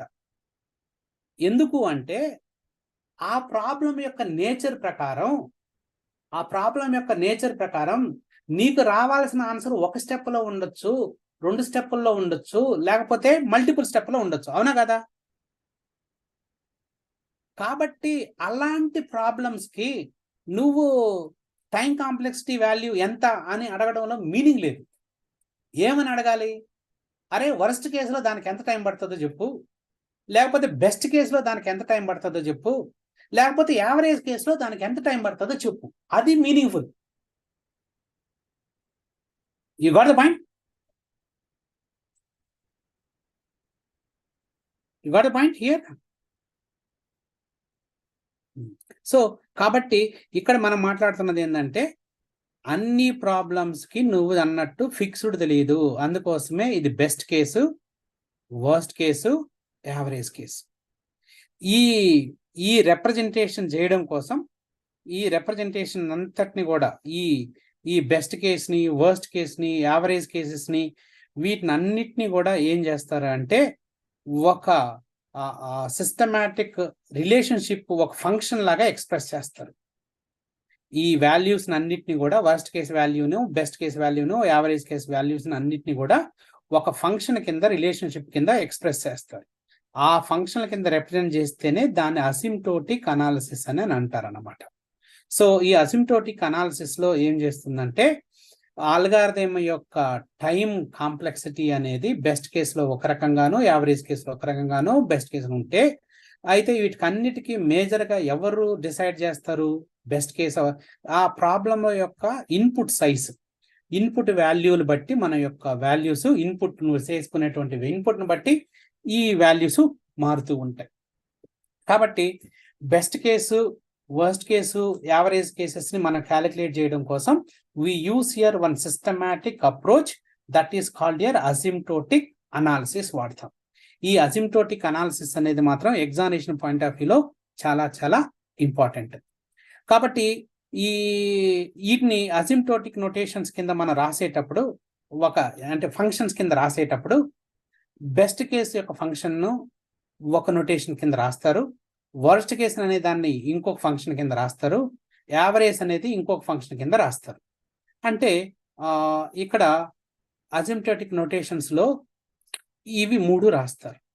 ఈ 3 అనేటివి దేనికి సంబంధించినవంటే బెస్ట్, వర్స్ట్, యావరేజ్. అంటే బిగ్ ఓ, ఇది ఏమంటారు? బిగ్ ఓ నోటేషన్ అంటారు.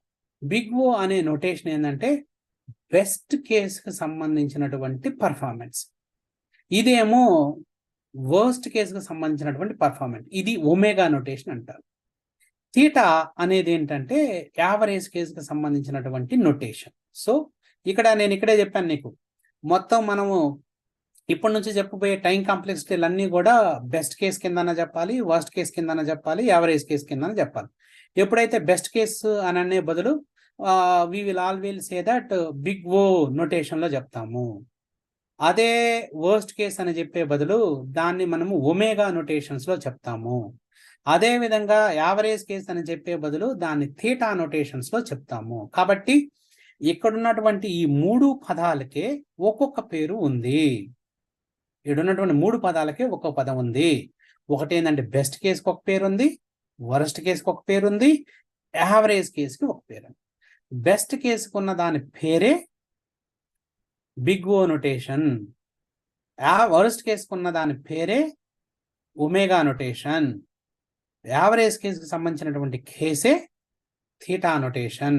అవి రాశారు ఇక్కడ. సో ఇప్పుడు నీకు 3 అసిమ్ప్టోటిక్ నోటేషన్స్ అంటే 3 రకాలైనటువంటి అనాలసిస్లు ఎప్పుడు చేస్తూ ఉంటాము కొన్ని అల్గారిథములకి. అంటే నా పాయింట్ ఏంటంటే కొన్ని అల్గారిథములకి నువ్వు దీని టైం కాంప్లెక్సిటీ ఇంత అని చెప్పకూడదు. అర్థమైందా? కొన్ని అల్గారిథములకి అరే దీని టైం కాంప్లెక్సిటీ ఇదిగో 2n+2 అని నువ్వు చెప్పడానికి కుదరదు. నువ్వు ఏం చెప్పాలంటే దీని టైం కాంప్లెక్సిటీ ఒమేగా నోటేషన్ లో ఇంత, లేకపోతే బిగ్ ఓ నోటేషన్ లో ఇంత, థీటా నోటేషన్ లో ఇంత, అట్లా చెప్పాలి తప్ప దీని టైం కాంప్లెక్సిటీ ఇది 2n+2 అని మాత్రం చెప్పకూడదు అంటాడు అన్నమాట. సో ఇప్పుడు ఈ నోటేషన్స్ కి నేను చెప్పినట్టుగానే ఏం చెప్పాను, ఒక నోటేషన్ ఓ ఉంది అంటే బిగ్ ఓ నోటేషన్. ఈ బిగ్ ఓ నోటేషన్ అంటే ఏంటి, దీని యొక్క డెఫినేషన్ ఏంటి, థీటా నోటేషన్ ఏంటి, దాని యొక్క నోటేషన్, ఒమేగా నోటేషన్ ఏంటి, దాని నోటేషన్ డెఫినేషన్ ఏంటి, అదే విధంగా దీని యొక్క డెఫినేషన్ ఏంటి, ఈ 3 యొక్క డెఫినేషన్ చూసి మనము టుడే సెషన్ క్లోజ్ చేద్దాం. Okay, now I will share with you very very important thing related to the omega notation, theta notation as well as the big O notation. Just tell you here. Let's see the first of all big O notation. Big O notation అంటే ఏంటి, దాన్ని ఎలా represent చేస్తారో చూద్దాం. రేపు examination లో కూడా ఇది direct question, write a short notes on the big O notation, direct question ఇట్లాగే ఉండిపోతుంది. Just see this one here. Can you see now screen? So నేను బిగినింగ్ లోనే డిస్కస్ చేశాను, worst case situation of a algorithm అంతటిని కూడా big O notations కింద చూస్తారు. What is that? So what is that here? ఈ mention that as per this notations లో big O notation ప్రకారం ఇది వర్స్ట్ కేస్ సినారియో అంటే సిచ్యువేషన్ అది. అంటే ఇక్కడ ఏం చేస్తారంటే అప్పర్ లిమిట్ ని కన్సిడర్ చేస్తారు. You please remember, big O commonly referred as a order of అని రావాలి, ఆర్డర్ ఆఫ్ ఓ అనాలి. Is the way to express the upper bound of an algorithm time complexity since it is the worst case situation of an algorithm. అంటే దీని meaning ఏంటంటే ఒక algorithm కోసం maximum time ఎంత పడుతుంది అంటే this the worst case situation. ఇక్కడ worst case situation మాత్రమే మాక్సిమం యూజ్ చేస్తారు అందరూ కూడా. ఒక అల్గారిథంకి మాక్సిమం టైం ఎంత పడుతుంది అనేదాన్ని వర్స్ట్ కేస్ అంటారు. సో ఆర్డర్ ఆఫ్ ఓ లేకపోతే big O or order of O is always going to be tell about the worst case situation of an algorithm. అంటే maximum time upper bound. అంటే ఇంతకుముందు మనం comparison చేసాం. ఏం చేసాం comparison? If you wanted to do the 5th element search, ఒక అరేలో element 5 last place లో ఉంటే 5 కంపారిజన్ చేయాలి. కాబట్టి అది వర్స్ట్ కేసు. కాబట్టి ఈ బిగ్ ఓ అనేది always going to tell about upper bound అని అంటాడు. అదే విధంగా దీన్ని రాసేటప్పుడు ఎట్లా రాస్తారు నోటేషన్ చూడండి. ఈ టర్మ్స్ అనేది చాలా ఇంపార్టెంట్, ఇన్ని గుర్తుపెట్టుకోవాలి నువ్వు. It provides an upper limit on the time taken by an algorithm in terms of the size of the input. ఎప్పుడు రాసినా సరే బిగ్ ఓ ఆఫ్ నోటేషన్ ని order of F of N కింద రాస్తారు. బిగ్ ఓ నోటేషన్ ఎప్పుడు రాయాలన్నా కూడా mathematical గా we write now onwards order of big O. This is the order of F of N, big O of F of N. ఇక్కడ F of N అనేది ఏంటంటే number of steps మనకు ఏమైతే అవసరం పడ్డాయో అదంతా కూడా ఇక్కడ రాస్తాం. నంబర్ ఆఫ్ స్టెప్స్ ఈడ ఓ అని పెట్టామంటే దాని అర్థం వర్స్ట్ కేసులో ఈ ఫంక్షన్ అంటే ఈ అల్గారిథంకి ఈ ఇన్పుట్ సైజ్ కి this N is called about the size. So N అనే ఇన్పుట్ కి ఈ అల్గారిథం యొక్క వర్స్ట్ కేస్ టైం కాంప్లెక్సిటీ ఎంత అంటే ఆర్డర్ ఆఫ్ ఎఫ్ ఆఫ్ ఎన్ అని రాస్తారు. కాబట్టి ఎప్పుడు ఆర్డర్ ఆఫ్ ఓ అని రాసినా యూ షుడ్ అండర్స్టాండ్ అది యొక్క వర్స్ట్ కేస్ సినారియో అల్గారిథం అది వర్స్ట్ కేస్ సినారియో అల్గారిథం అది. సో ఎన్ గాన ఇన్పుట్ అయితే దానికి వచ్చేటువంటి ఫంక్షన్ వాల్యూ ఎంతంటే ఎఫ్ ఆఫ్ ఎన్ అని రాస్తారు. So this is about the big O notation. So big O notation is very simple. ఇక్కడ 2 పదాలు ఉన్నాయి. బిగ్ ఓ అని ఏమంటారు? ఆర్డర్ ఆఫ్ ఎన్ అంటారు, లేదా ఆర్డర్ ఆఫ్ ఓ అంటారు, బిగ్ ఓ అని అంటారు. బిగ్ ఓ అనేది దేనికి సంబంధించిందంటే వర్స్ట్ కేస్ సిచ్యువేషన్ అల్గారిథంకి వర్కౌట్ అవుతుంది. దీనిలో ఏం చేస్తారంటే అప్పర్ లిమిట్ ఎంత, అప్పర్ లిమిట్ అంటే మాక్సిమం టైం ఎంత పడుతుంది అంటే వర్స్ట్ కేస్ అంటేనే highest time it has been taken. దీన్ని ఎలా రాస్తారు అంటే ఆర్డర్ ఆఫ్ ఎఫ్ ఆఫ్ ఎన్ అని రాస్తారు. ఇక్కడ ఎఫ్ ఆఫ్ ఎన్ అనేది ఏంటంటే అది ఫంక్షన్ పేరు. ఇప్పుడు మనం ఇంతకుముందు చూస్తే ఒక ఫంక్షన్ వచ్చింది 3n+2 వచ్చింది, 2n+2 వచ్చింది. అంటే మన నంబర్ ఆఫ్ స్టెప్స్ రాసాం కదా. నంబర్ ఆఫ్ స్టెప్స్ ఏమేమి వచ్చాయి మనకు? ఒక కేసులో number of steps you are already return here. Some steps we have return as a 2n+2 అన్నాం. ఇది ఒక ఫంక్షన్. దీని పేరే ఎఫ్ అంటున్నాం. ఇది ఎఫ్, ఇదంతా కలిపి ఒక ఫంక్షన్. ఈ ఫంక్షన్ లో ఈ ఎన్ అని రాస్తున్నాం. ఎన్ అనే ఇన్పుట్ ఉంది. ఎప్పుడైతే దీని ముందు ఓ అని రాశానో అంటే ఆ పర్టికులర్ దానికి వరస్ట్ కేస్ సినారియోలో పట్టేటువంటి ఈ ఫంక్షన్ స్టెప్లు ఇవి అని అర్థం, right? So n is about this one. So whenever you write about the asymptotic notations, name of the asymptotic notation రాయాలి. బిగ్ ఓ అంటే ఏంటో రాయాలి, దానిలో ఓ అంటే చెప్పాలి, ఓ అంటే ఆర్డర్ ఆఫ్ అని అనాలి, ఇది ఏ సినారియోలో వర్తిస్తుందో రాయాలి, తర్వాత ఎలాంటి కండిషన్ కన్సిడర్ చేస్తారు అంటే అప్పర్ లిమిట్ ని కన్సిడర్ చేస్తుంది అని రాయాలి, దీన్ని ఎలా డినోట్ చేస్తారో రాయాలి. ఇది ఎలా డినోట్ చేస్తారు అంటే as you mention here, this would be denoted by this sign here. ఈ సైన్ తో రాస్తారు. Okay, so now let's come back to the point here. Big O notation ఎప్పుడైనా సరే యాజ్ ఎ మెన్షన్డ్ గా big O notation is always we are been using for what here to describe the performance of a complexity of an algorithm. It describes the worst case scenario in terms of the time and space. ఇక్కడ ఏంటది? Time and space. 2 కేసులో కూడా దీనికి time ఎంత పడుతుంది, దాని యొక్క space ఎంత పడుతుంది అనేది డిస్కస్ చేస్తాను. So as I mention,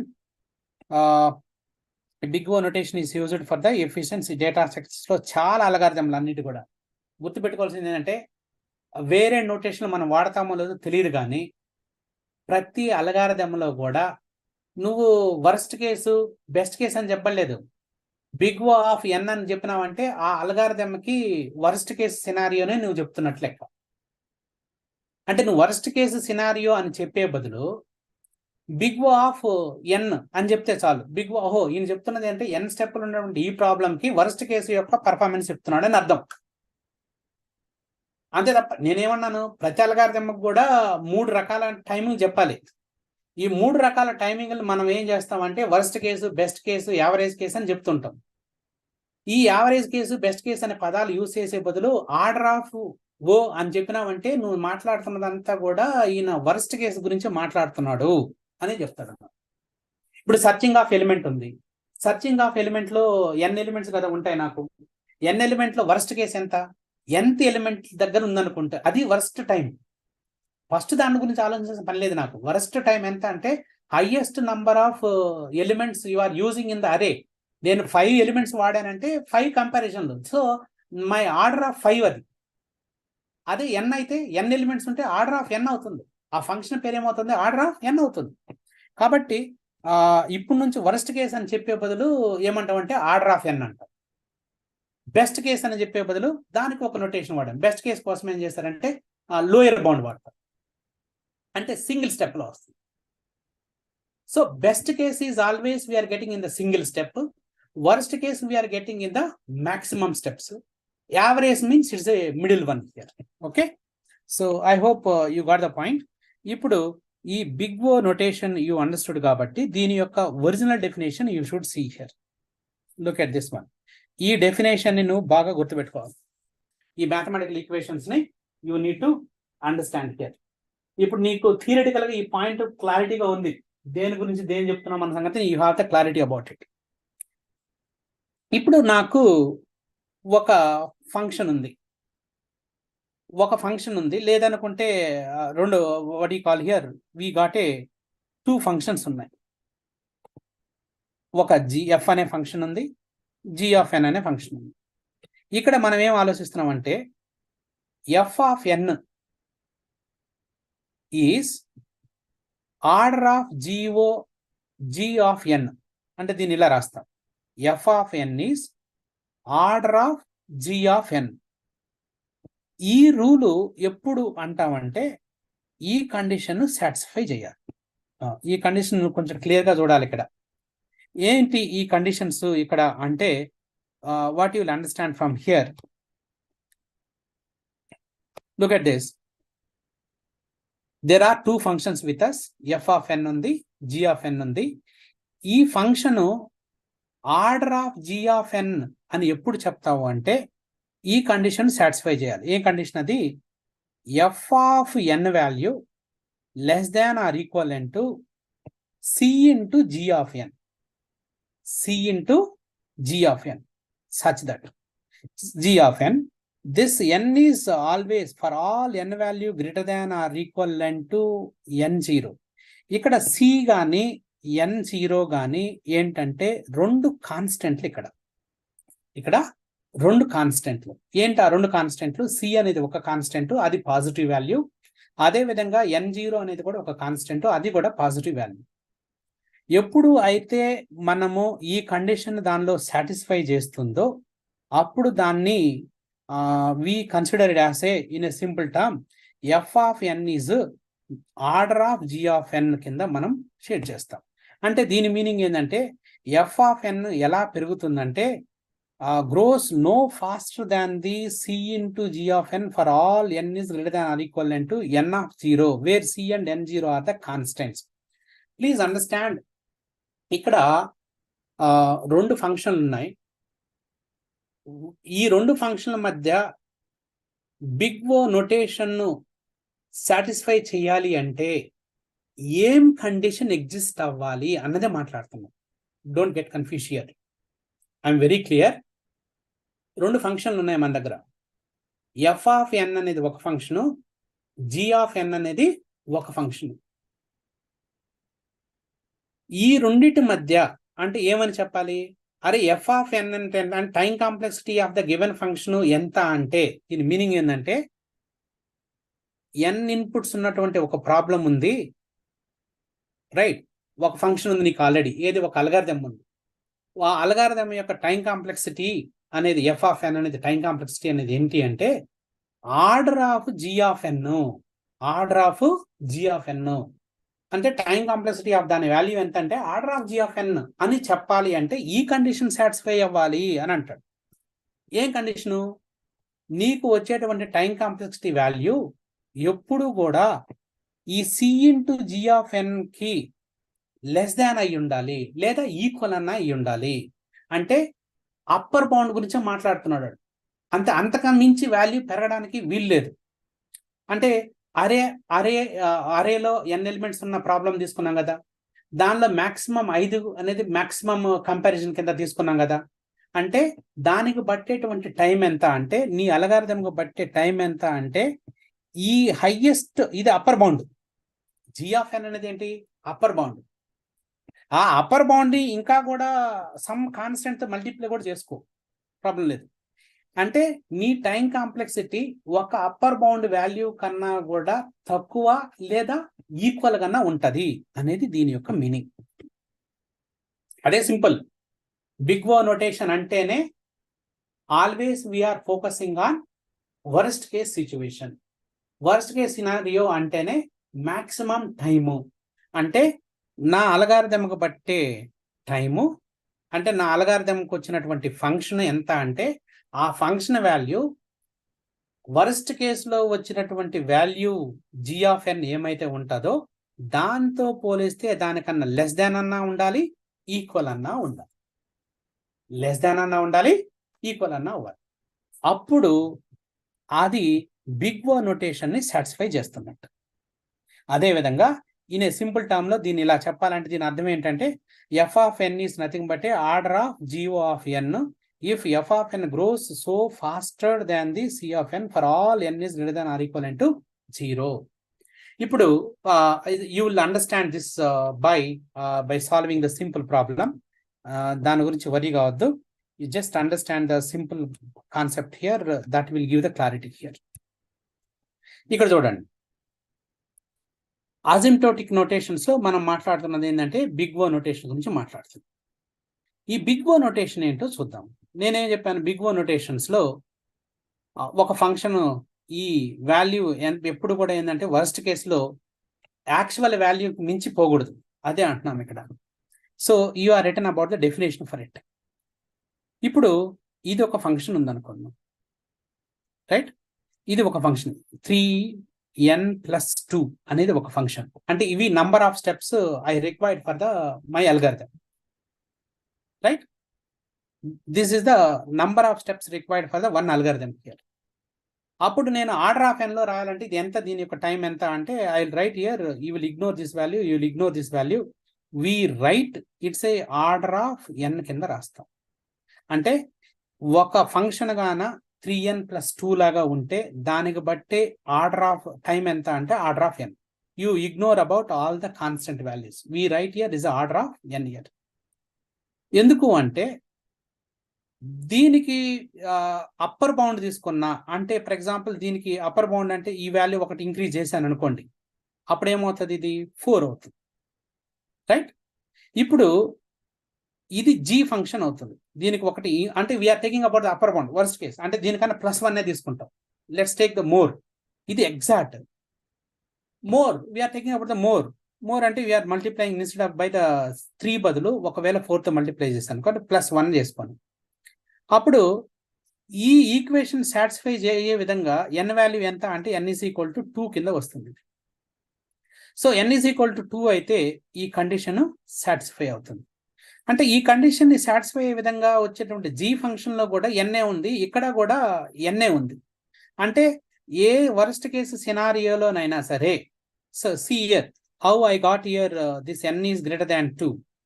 n is greater than 2 ఎందుకు తీసుకున్నా అంటే n = 1 అనుకోండి, ఇక్కడ 1 సబ్స్టిట్యూట్ చేయండి, ఇక్కడ 1 సబ్స్టిట్యూట్ చేయండి. ఇక్కడ 1 సబ్స్టిట్యూట్ చేస్తే ఏమవుతుంది, ఇక్కడ 1 సబ్స్టిట్యూట్ చేస్తే ఇది 1 3 + 2 ఇదేమో 1 అంటే ఇట్స్ గో 4, ఇది 5. అంటే ఈ కండిషన్ సాటిస్ఫై కాదు. For example n is equal to 2 కింద కన్సిడర్ చేస్తే what will happen here? This become a 2 into 3. 2 into 3 is going to be 6 plus 2 is going to be the 8. ఇది 4 into 2, it's going to be 8 here. అంటే n is equal to 2, n is greater than 2 అయితే ఇదేమో f function less than or equal to ఈ g function అవుతుంది. ఈ condition satisfy అవుతుంది కాబట్టి n greater than 2 వాల్యూకి you should write here this the order of n అని కింద రాయాలి. కాబట్టి you no need to worry about all these comparisons. ఒకసారి డెఫినేషన్ నువ్వు రాసినాక you have to do here. ఇది ఫంక్షన్ అయితే దీని యొక్క వర్స్ట్ కేస్ వాల్యూ ఎంత అంటే ఆర్డర్ ఆఫ్ n. ఇది కానీ ఫంక్షన్ అయితే వర్స్ట్ కేస్ సినారియో ఎంత? ఇది ఆర్డర్ ఆఫ్ n. అంటే దీన్ని జీతో కంపారిజన్ చేయాలి. జీ ఆఫ్ n తో కంపేర్ చేయాలంటే దీనికి 1 యాడ్ చేస్తే అప్పుడు ఇది 4n అవుతుంది. అంటే ఈ n వాల్యూని సాటిస్ఫై చేయాలంటే ఇక్కడ రావాల్సిన కాన్స్టెంట్ వాల్యూ ఎంత? ఇక్కడ రావాల్సినటువంటి ఈ కాన్స్టెంట్ వాల్యూ ఎంత అంటే ఇట్స్ గ్రేటర్ దాన్ 3 అయితే ఈ కండిషన్ సాటిస్ఫై అవుతుంది. అదేవిధంగా ఇది ఒక ఫంక్షన్ అనుకుంటే దీనికి కూడా time complexity order of n అవుతుంది. ఎందుకు అంటే ఈ ఫంక్షన్ కి g వాల్యూని నేను ఇది g ఆఫ్ n కింద తీసుకున్నాను. g ఆఫ్ n అనేది అంటే 101 n అవుతుంది. ఈ 101 n కింద కన్సిడర్ చేసుకున్నప్పుడు ఈ n వాల్యూ గ్రేటర్ దాన్ 6 కి ఈ కండిషన్ సాటిస్ఫై అవుతుంది కాబట్టి you are fixing this value. What I'm trying to do, నువ్వు ఇన్ని స్టెప్పులు పట్టేటువంటి అల్గారిథంకి ఆర్డర్ ఆఫ్ n అని ఎందుకు రాస్తున్నావు అంటే ఈ కండిషన్ ని సాటిస్ఫై చేసే విధంగా నాకు ఇక్కడ n వాల్యూ వచ్చింది. ఈ కండిషన్ ని సాటిస్ఫై చేసే విధంగా ఇక్కడ n వాల్యూ వచ్చింది. అందుకోసమే నేను ఆర్డర్ ఆఫ్ n ని ఫిక్స్ చేస్తున్నాను. అది పాయింట్ గుర్తుపెట్టుకోవాల్సింది. సో నా దగ్గర ఇన్ని స్టెప్పులు ఉన్న ఫంక్షన్ ఒకటి ఉంది. దీనికి నేను ఏమని ఫిక్స్ చేస్తున్నాను? ఆర్డర్ ఆఫ్ n అని ఫిక్స్ చేస్తున్నాను. ఎందుకంటే ఈ కండిషన్ ని సాటిస్ఫై చేసే విధంగా ఈ ఈక్వేషన్ ఎగ్జిస్ట్ అవుతుంది. ఎప్పుడైనా g ఆఫ్ n నేను రాసేటప్పుడు ఏం చేస్తున్నాను? ఇక్కడ ఉన్నటువంటి 100కి ఒక వాల్యూని ఎక్కువ యాడ్ చేసుకున్నాను, 101 into n. ఈ ఈక్వేషన్ సాటిస్ఫై చేయాలంటే ఇక్కడ ఏ వాల్యూకి ఇది సాటిస్ఫై అవుతుందో కూడా రాస్తున్నాను నేను. సో ఆ విధంగా ఆర్డర్ ఆఫ్ ఓ అనేది అంటే బిగ్ ఓ అనేది ఏం చెప్తుందంటే always it will tell about highest worst case scenario గురించి చెప్తున్నాను. సిమిలర్ వే ఇప్పుడు కొన్ని కేసెస్లో ఆర్డర్ ఆఫ్ n ఏమేమి రావచ్చు అంటే మనకు ఏ అల్గారిథం చూసినా సరే ఇలాగ స్టెప్పులు ఉండవు. ఏ అల్గారిథంలోనైనా సరే దానికి బట్టే టైం ఏమని చెప్తామంటే ఒక స్టెప్లో వచ్చిందనుకో ఆన్సర్ అది ఆర్డర్ ఆఫ్ 1 అంటాం. n స్టెప్లో వస్తే ఆర్డర్ ఆఫ్ n అంటాం. ఒకసారి అది క్వాడ్రాటిక్లో వస్తుంది అంటే n² లో వస్తుంది, ఒక్కోసారి n³ లో వస్తుంది.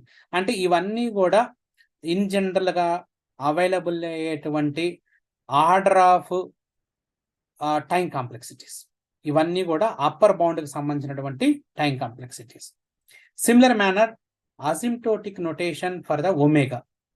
నేను చెప్పాను కదా, ఒమేగా అనేటువంటిది దేనికి పనికొస్తుంది? ఒమేగా నొటేషన్ అనేది it is always going to for the lower bound values మనకు వస్తుంది. This is always for lower bound. ఇక్కడ దీనిలో ఈ బిగ్ ఓ నొటేషన్కి వచ్చేలకి ఈ ఫంక్షన్ వాల్యూ అనేది దీంతో పోలిస్తే లెస్ దాన్ అయి ఉండాలి. ఇదే అసిమ్ప్టోటిక్ నొటేషన్స్ లో ఒమేగా అయ్యేటప్పటికి ఈ ఫంక్షన్ వాల్యూ దీనికన్నా గ్రేటర్ అయి ఉండాలి. అంటే ఇది లోయర్, అంటే function value is always greater than the g of n. అంటే వర్స్ట్ బౌండరీతో పోలిస్తే అంటే ఇది లోయర్ బౌండ్ వాల్యూ ఇది. సో ఇది ఎప్పుడైతే ఇది లెస్ దాన్ అవుతుందో f of n is less than or equal to c into g of n అంటే ఇదేమో బిగ్ ఓ ఫంక్షన్. అట్లా కాకుండా worst case scenario best case scenario, ఇది లోయర్ బౌండ్ అంటేనే best case scenario. Best case సినారియోకి వచ్చేటప్పటికి ఇదేమవుతుంది అంటే this is going to be the greater function value is greater than then c of n. సో ఆ విధంగా దీన్ని కన్సిడర్ చేశారు. ఫర్ ఎగ్జాంపుల్ ఇక్కడ చూడండి 3n + 2 is equal to theta of omega of n అని రాస్తాం. ఎందుకు అంటే ఇది best case scenario, not worst case, ఇది బెస్ట్ కేస్. అంటే బెస్ట్ కేస్ అంటే మీన్స్ లోయర్ బౌండ్, అంటే తక్కువ టైం పట్టేది. ఎంత తక్కువ టైం పడుతుంది అంటే ఇది. ఇంతకు ముందు అన్నీ కూడా మాక్సిమం ఎంత టైం పట్టేది, ఇప్పుడు మాట్లాడేది ఎంత తక్కువ టైం పడుతుంది అంటే ఈ కండిషన్ ని సాటిస్ఫై చేసే విధంగా 3n ఉంటుంది. n వాల్యూ గ్రేటర్ దాన్ 1 అయితే ఈ కండిషన్ వస్తుంది కాబట్టి ఈ వాల్యూ సరిపోతుంది. So whenever we talk about the omega notation is always talking about the best case performance, or you can say best case scenario. అంటే లోయర్ బౌండ్ వాల్యూస్ ని మాత్రమే consider చేస్తాం ఇక్కడ. సిమిలర్ మేనర్ అసిమ్టోటిక్ నోటేషన్ లో theta ఉంటుంది. Theta అనేది ఏంటంటే average case. So ఇదేంటంటే అప్పర్ బౌండ్ వాల్యూకి లోయర్ బౌండ్ వాల్యూకి మధ్యలో ఉంటుంది ఇది. So it should be in between of the upper bound and lower bound value. దానికి సంబంధించిన కండిషన్ ఇది. ఏంటి కండిషన్ అంటే, ఒక కేసులో మనం ఏమనుకుంటున్నాం, అప్పర్ బౌండ్ వాల్యూ ఒక కేసులో ఏమో లోయర్ బౌండ్ వాల్యూ అనుకుంటున్నాం. ఈ కండిషన్ లో చూస్తే ఇదేమో ఫంక్షన్, ఇదేంటి ఇది అప్పర్ బౌండ్ వాల్యూ అంటే ఇది ఫంక్షన్ వాల్యూ, ఇది లోయర్ బౌండ్ వాల్యూ అనేది గ్రేటర్. అంటే what is that, this is the less than value అంటే ఎఫ్ ఆఫ్ ఫంక్షన్, మన ఫంక్షన్ వాల్యూ అనేది గ్రేటర్ వాల్యూ. ఇదేమో comes under the category of omega అయితే, ఇది ఒమేగా అయితే 7 నుంచి మళ్ళీ ఈ పార్ట్ కన్సిడర్ చేస్తే ఇదేమో బిగ్ ఓ నోటేషన్ అవుతుంది. ప్లీజ్ అండర్స్టాండ్, ఈ పార్ట్ అంతా కూడా ప్లీజ్ అండర్స్టాండ్, ఇక్కడ ఉన్నటువంటి ఈ పార్ట్ అంతా కూడా omega. See here, F of N is greater than or equal to C star into G of N. ఆర్ఎల్ దీన్ని ఏమని రాయొచ్చు, C star G of N is less than or equal to F of ఎన్ అని రాయొచ్చు. చూడండి, C star G of N is less than or equal to F of ఎన్ అని రాయొచ్చు. ఇది already it is there here. ఏంటది, F of N is less than or equal to C star G of N. అంటే ఈ part ఏమో what is that, ఇక్కడ నుంచి ఈ పార్ట్ ఏమో ఆర్డర్ ఆఫ్ ఎన్, ఇక్కడ నుండి ఈ పార్ట్ వరకేమో ఒమేగా నొటేషన్. అంటే ఇక్కడ ఏం చేస్తున్నాం, అప్పర్ బౌండ్ తీసుకుంటున్నాం, ఇక్కడ నుంచి లోయర్ బౌండ్ తీసుకుంటున్నాం. అంటే this is all comes under the average case కింద వస్తుంది. కాబట్టి రేపు ఎగ్జామినేషన్ లో అడిగేటప్పుడు ఇంతకు ముందు నేను ఏమైతే స్టెప్ ఎక్స్క్లూడ్ చేశామో అన్ని దానిలో రాయాలి. Which one you should share about this all steps. ఏమని రాయాలి,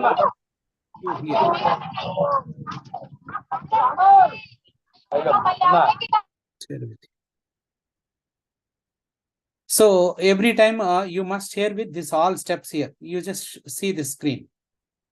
ఈ రకంగా స్టార్ట్ అవ్వాలి. What is big O notation? Big O notation commonly referred to the order of N. అదే విధంగా దీనిలో వచ్చేటప్పుడు theta omega notation is the way to representing the upper bound. అదే థీటాకి వచ్చేటప్పుడు ఒమేగాకి వచ్చేలకి లోయర్ బౌండ్ వాల్యూ. ఇదేమో since it is a analysis of the worst case, it's the best case analysis. Upper limit అనేది కన్సిడర్ చేస్తాము. అదే విధంగా ఒమేగాలకు వచ్చేలేకేమో లోయర్ లిమిట్ కన్సిడర్ చేస్తాము. అంటే నేను ఇక్కడ చూపిస్తున్న స్లైడ్ లో ఏమేమి పాయింట్లు అయితే ఉన్నాయో ఆ పాయింట్లన్నీ కూడా వేరే వాటికి కోయిన్సైడ్ చేసుకొని ఈ 3 పాయింట్ల గురించి రాసుకోవాలి. ఎగ్జామినేషన్స్ లో మనకు ఎక్స్పెక్ట్ చేసేటువంటి థింగ్ ఏంటంటే, వాడు ఈ మూడింటిని కంపేర్ చేయమంటాడు. But that they use us or else they used to write about only one notation గురించి రాయమనొచ్చు, లేదనుకుంటే దాని గురించి రాయొచ్చు. సో ఇక్కడ 3 డెఫినేషన్లు పెడుతున్నానండి. బిగ్ ఓ ఆఫ్ సో ఈ బిగ్ ఓ ఆఫ్ దాని ఫంక్షన్ ఏం రాస్తే, the function F of N is equal to order of G of ఎన్ అని అన్నారు. It should be read as F of N is a order of G of N. దీన్ని ఎప్పుడు చెప్పొచ్చు అంటే, ఒక ఫంక్షన్ యొక్క టైం కాంప్లెక్సిటీ ఏంటి అంటే నంబర్ ఆఫ్ స్టెప్స్ ఏంటి అంటే, వర్స్ట్ కేసులో అంటే బెస్ట్ కేసులో జీ ఆఫ్ ఎన్ కి ఈక్వల్ అని చెప్తాము. ఇక్కడ రాస్తున్న ఈ జీ ఆఫ్ ఎన్ ఏంటంటే హైయెస్ట్ నంబర్ ఆఫ్ స్టెప్స్ ఏం తీసుకుంటుంది అనేది రాస్తున్నాం ఇక్కడ. ఈ ఓ అనే లెటర్ ఏంటి, అరే that is indicating here highest number what you are taking. What is this g of n here? G of N is saying about what is the functional value it is taking maximum here. అంటే ఒకవేళ నాకు actual అల్గారిథంలో ఇన్ని స్టెప్పులు పట్టాయి అనుకోండి, దీన్ని నేను worst కేసులో చెప్పాలంటే దీనికి +1 యాడ్ చేస్తాను. అప్పుడు 4n అవుతుంది. 3 కాదు. వరస్ట్ కేసులో అంటే ఇంతకన్నా ఒకటి ఎక్కువ పెంచుకుంటే బెస్ట్ అంటే వరస్ట్, అంతకన్నా ఒకటి తక్కువ చేసుకుంటే లీస్ట్, లేదా ఈక్వల్ చేసుకుంటే లీస్ట్. సో ఇక్కడ మనం ఏం చేసామంటే 4-1 అయింది. 4-1 ఎందుకు 4-1 తీసుకున్నామంటే, ఈ కండిషన్ ని సాటిస్ఫై చేసే విధంగా ఇక్కడ n వాల్యూ ఉంది. ఎందుకు ఇక్కడ వాల్యూని 4 అని ఫిక్స్ చేసావంటే, ఈ 4 ఇంటూ ఈ n ఎందుకు రాసామంటే, ఈ కండిషన్ సాటిస్ఫై చేసే విధంగా ఇక్కడ n వాల్యూ ఉంది కాబట్టే నేను ఇది తీసుకున్నాను. కాబట్టి ఎప్పుడైనా సరే ఆర్డర్ ఆఫ్ ఓ రాసేటప్పుడు ఈ వాల్యూ 3n అయితే దానికి 1 యాడ్ చేసుకొని రాసుకుంటాం. అప్పుడు ఈ కండిషన్ సాటిస్ఫై అవుతుంది. అప్పుడు వచ్చేటువంటి మాక్సిమం వాల్యూ ఎంత అనేది ఈ ఫంక్షన్లో రాస్తారు. కాబట్టి అదేవిధంగా ఒమేగాకి వచ్చేటప్పటికి ఏం చేస్తారంటే, దిస్ బెస్ట్ కేసులో అంటే తక్కువ టైం అంటే ఇక్కడ ఏమవుతుంది, యాక్చువల్ అల్గారిథం ఏమో n పడితే దీనిలో పట్టేటువంటి స్టెప్లు మాత్రం it's going to B greater. ఈ రకంగా లోయర్ బౌండ్ వాల్యూని కన్సిడర్ చేస్తాం. So g of n is the lower bound value of the f of n. So actual value ఎక్కువ ఉండొచ్చు కానీ లోయర్ బౌండ్ వాల్యూని మాత్రమే దీనిలో కన్సిడర్ చేస్తాం. అట్లా కాకుండా థీటా నోటేషన్స్లో రెండిటికి మధ్యస్థంగా కానీ కన్సిడర్ చేస్తే అది థీటా నోటేషన్. కాబట్టి ఈ 3 నోటేషన్ని నువ్వు గుర్తుపెట్టుకోవాలి. తర్వాత నువ్వు ఎక్స్ప్రెస్ చేసేటప్పుడు ఇంతకుముందు స్లైడ్ చూపించాను కదా, ఆ స్లైడ్లో కంటెంట్ ఏమైతే ఉన్నాయో అవన్నీ కూడా పాయింట్లు యాడ్ చేసుకొని ఇవి రాయాలి.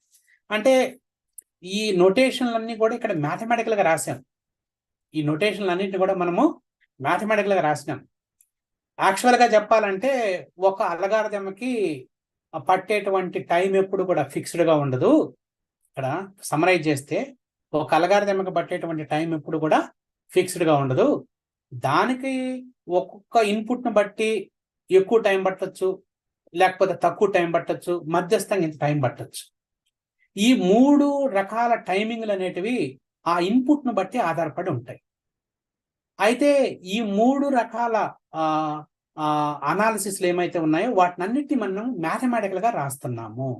ఆ మ్యాథమెటికల్గా రాసే వాటిని ఏమంటామంటే అసిమ్ప్టోటిక్ నోటేషన్స్ అని అంటాము. బిగ్ ఓ అనేది ఒక అసిమ్ప్టోటిక్ నోటేషను. అదేం చెప్తుందంటే వరస్ట్ కేసులో దానికి బట్టే టైం ఎంత, అని చెప్తుంది. అప్పర్ బౌండ్ వాల్యూ చెప్తుంటుంది. అదే ఒమేగాలో ఏం చెప్తుందంటే బెస్ట్ కేసులో అంటే తక్కువ స్టెప్లో, బెస్ట్ కేసులో అంటే లోయర్ బౌండ్ వాల్యూ, బెస్ట్ కేసులో దీనికి బట్టే టైం ఎంత చెప్తుంది. అట కాకుండా థీటా నోటేషన్ ఏమైతే ఉందో ఆ థీటా నోటేషన్ ఏముంటుందో మధ్యస్థంగా అయితే ఎంత ఉంటుందో చెప్తుంది అన్నమాట.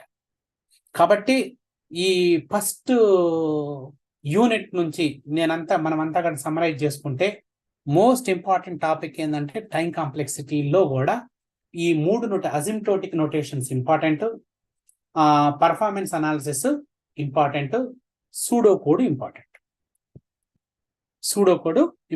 సో ఈ 3 పాయింట్లు గుర్తుపెట్టుకుంటే మనము we are completed the unit number 1.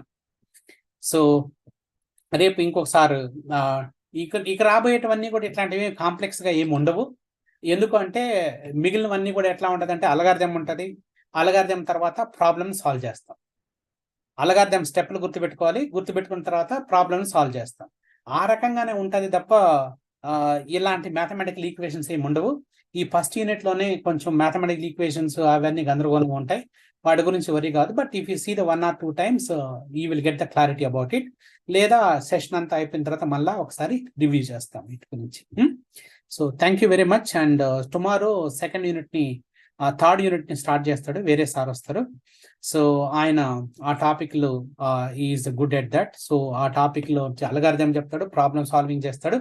సో రేపు కొంచెం బిజీ ఉంటాం, but you will continue the class as usual tomorrow also. Thank you very much. Thank you.